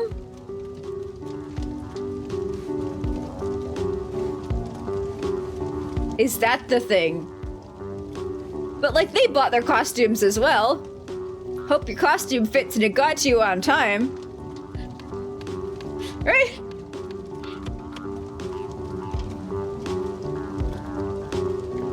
And it doesn't even say bought, it says buy. We will see Doug buy his costume. We will see Doug cut his paint. We will see Doug started his weird lady. We will see Doug escape his head. We will see Doug stole his car crash. What's weird is it says it's incorrect. Not two or less things are incorrect. That's what's really confusing me. So that means that there are 3 things that are incorrect.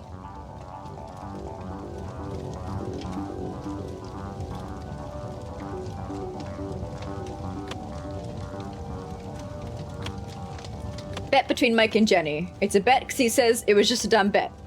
I know that for sure. Tonight we will see person something his something. And I think it's Doug because it says here.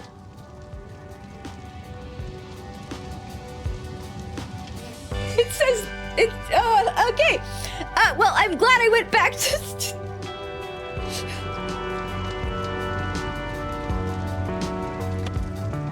No way Bert's going out like that. Who the fuck is Bert?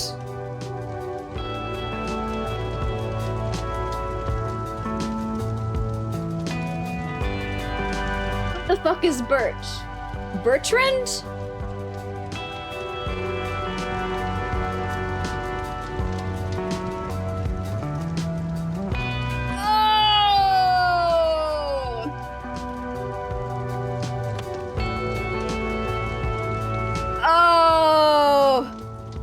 Oh no! Oh no! Oh no! The bet was about a character in the movie. I thought that these people knew each other. I thought that everybody in the cinema were like part of the same nerd club. Their bet was what happens in the film. There is a, oh, we're gonna see Bertrand and he's gonna like injure his head or something. Or he's gonna die, or he's gonna go out somehow. He's gonna cease to exist. And she's like, I technically win this bet. because this man wearing a costume of the character got lit on fire. Oh, there's Jenny's psychotic? What the fuck?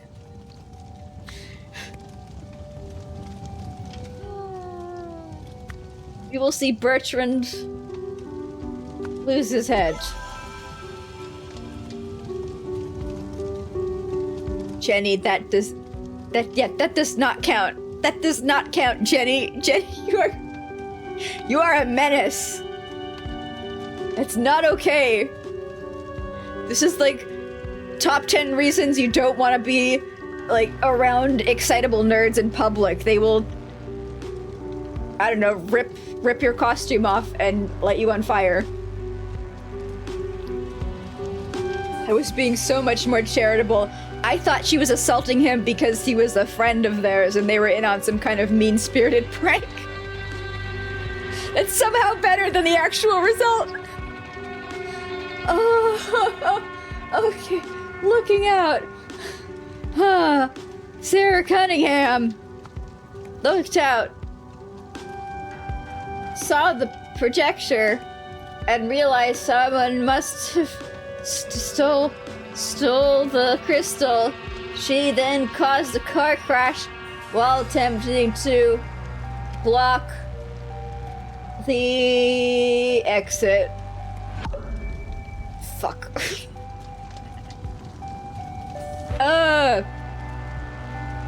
Saw the projector? Saw the screen.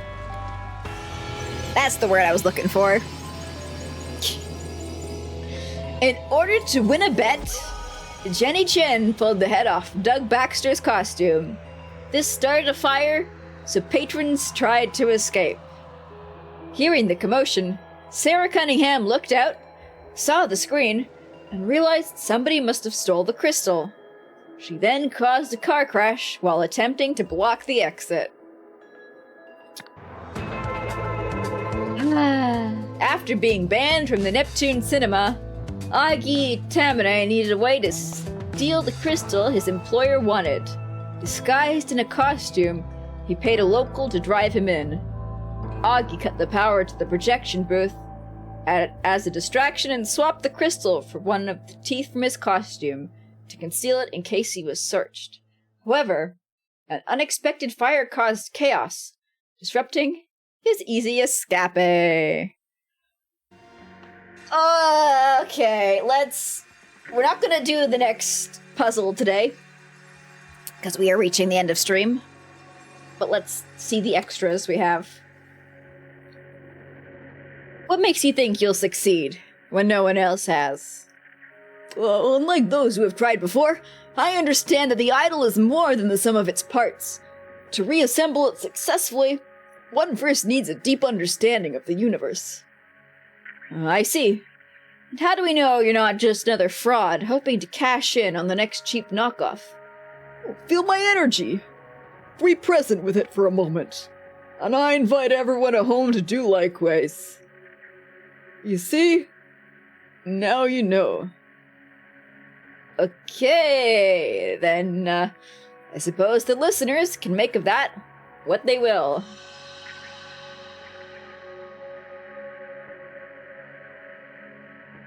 You're part of it?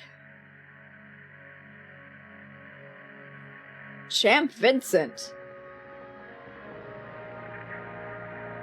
Flint Sawblade stole crystal. Weird lady. Okay, there's a whole bunch of other photographs below. There's a whole bunch of other photographs below. We're gonna have more photographs than we will portraits to put in the portrait spots. I honestly thought the historian was the weird lady for a moment. I thought she was the one who was trying to get the crystal. She's, you know, she's wrapped up in it somehow.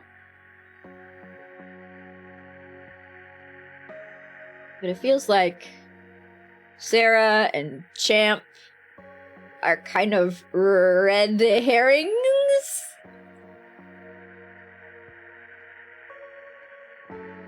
And I mean, like, I'm guessing Champ's like a regular at the cinema. I'm guessing he was actually there because he wanted to watch the film.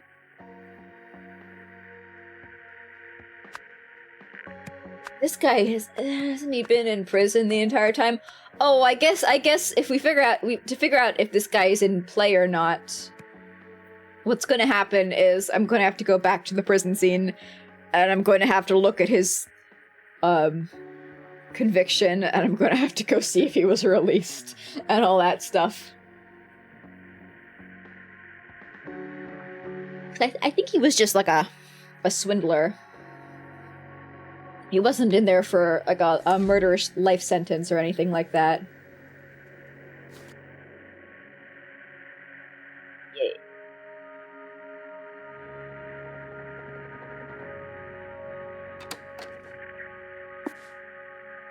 Well.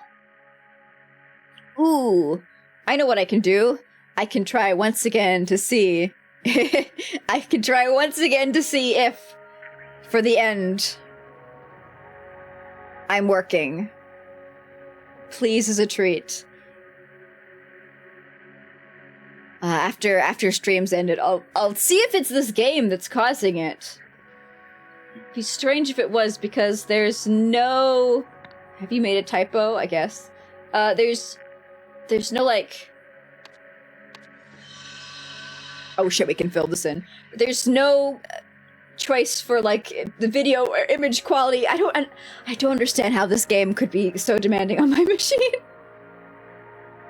Meh wanted to reassemble the mythical golden idol of Meh from its parts. Meh arranged Meh's prison escape because he knew the locations of the parts. Meh and Meh worked together to reassemble all. Oh, she had a bunch of parts.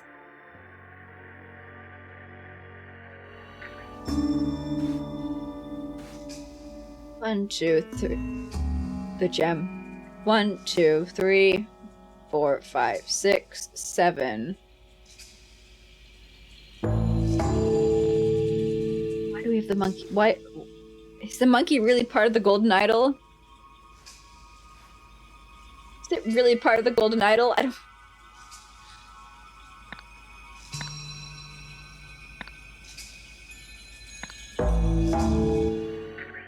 Let's see here. Where's my story? All 8 parts? I feel like the answer is 7 parts, and then there's like the weird monkey as well. That's not part of the golden idol. It's not my golden idol. Tried to steal the golden idol from, which resulted in death.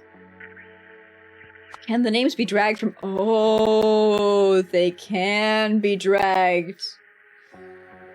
Arthur Blythe's prison escape. I'm pretty sure he's the guy.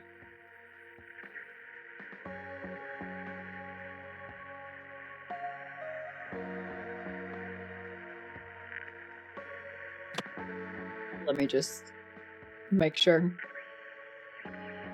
remembering that properly. Arthur Blythe, yep.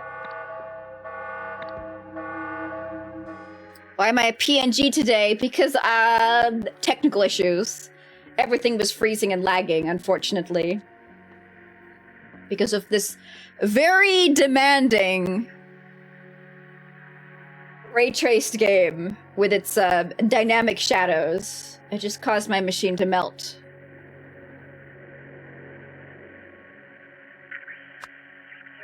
Knights of Lazarus Hearst. That's what I'm assuming.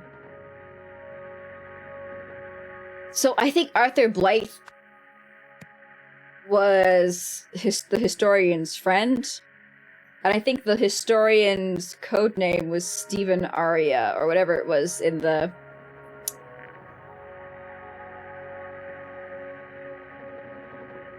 the coded letter that got sent to him. But I'm assuming she's got like a different real name, and that's gonna be revealed, and that's the one I need to use.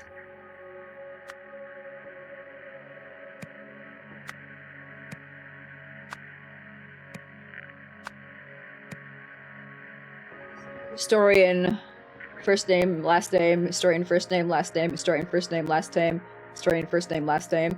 This is my assumption of what's gonna happen. But maybe the last section is gonna change it all. Nah, it's still lagging. Oh, I know what I can do. I can... over here.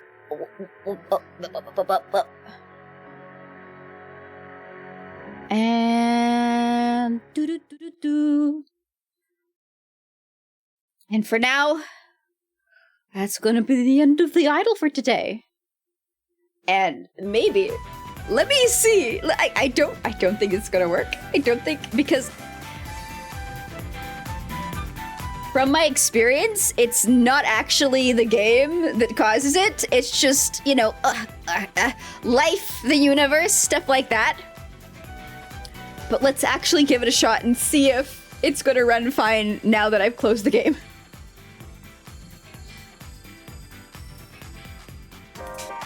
Go let's eat it to do that's known to do. Literally, it's working now! Are you...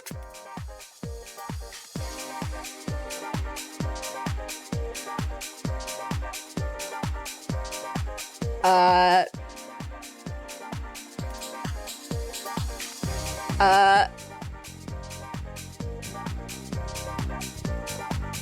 don't know how to feel about this.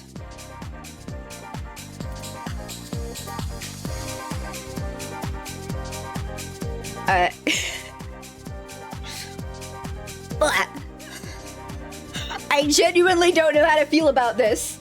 How on earth, in what corner of what faraway kingdom, huh? Does running the Rise of the Golden Idol cause slowdown in other programs? Huh? Huh? Riddle me this. Riddle me this. I guess I'll try and I'll try and figure it out after stream. Find out what's going on there, and maybe solve it. That would be a nice bonus to add on top. If things could work, that would be cool. I wouldn't mind that.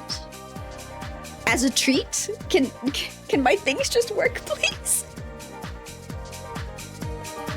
Bubblegum Kingdom, exactly. I don't think there's any excuse for a program with that little demand on your system causing another program to fireball. So there's got to be something more than just like memory usage. There's got to be something else, because it's not like my CPU is running at like 99%, and then with Golden Idol it's at 100. Like without the Golden Idol running, it's at like 40 something, and then with the Golden Idol, VTube Studio specifically spikes heavily in usage. Time to get that NVIDIA 5090. If I could just buy something to solve it, oh, I'd be so happy. I'd be so happy. But I think it's more likely some kind of black magic going on with different programs and like how they're being processed or something. Something much more esoteric. Exactly, that's it. You hit the nail on the head there. Thankfully, I do have my error logs, so I can see if anything changed there. And if not, maybe I can just turn the game on again and see what happens. Imagine if this is the only day that happens, and from now on, whenever that game turns on, everything just works fine.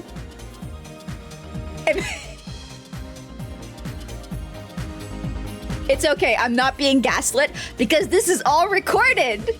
It's all recorded and being saved online, so I can prove that it happened. Alright, where shall we go today?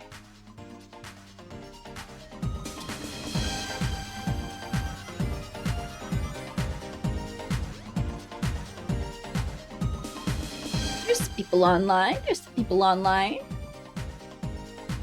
Hi, future viewers, yeah. Exactly. Hello, YouTube VOD watchers. In 2026, when this finally is uploaded on my channel, I really hope I've solved the problem by then.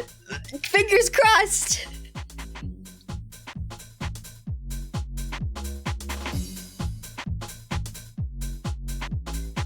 You wanna go? What the fuck's chicken police? I mean, obviously it's what's on the label. But like, are you a chicken who is a police officer? Or do you police chicken? Or is it both?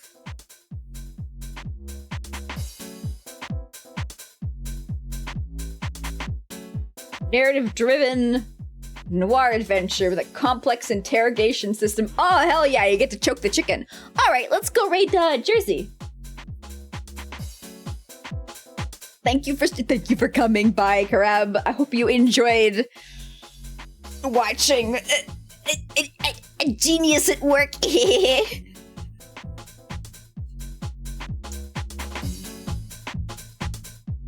Can I have my raid message? I can. There you go. Standard raid message deployed. I wish you all a good remainder of your long and healthy life. In this very second. Oh, it's done now. You died. Now you're somebody else. Oh, now you died again. Now you're somebody else. Isn't existence fun? Don't you love just being in the moment and realizing that every single part of yourself from the past is now effectively dead? And every single moment you are reborn again as a new thing with a new thought passing through your mind, and everything else is just water under the bridge? Sorry, I don't mean to be getting existential, but I think I am anyway. Thanks for the fun stream. Yeah! You could have done an Godel idol homage. Oh, you mean like saying something funny or clever as a raid message? That's less likely than you think. Adjective, noun. Yeah, I could use that as well. There you go. All right. It is time for us to go. I wish you all a good whatever existential horror. See you tomorrow if you come back. Bye-bye. Bye-bye. Bye-bye. See you later. Farewell. You may now leave the palace. Get out.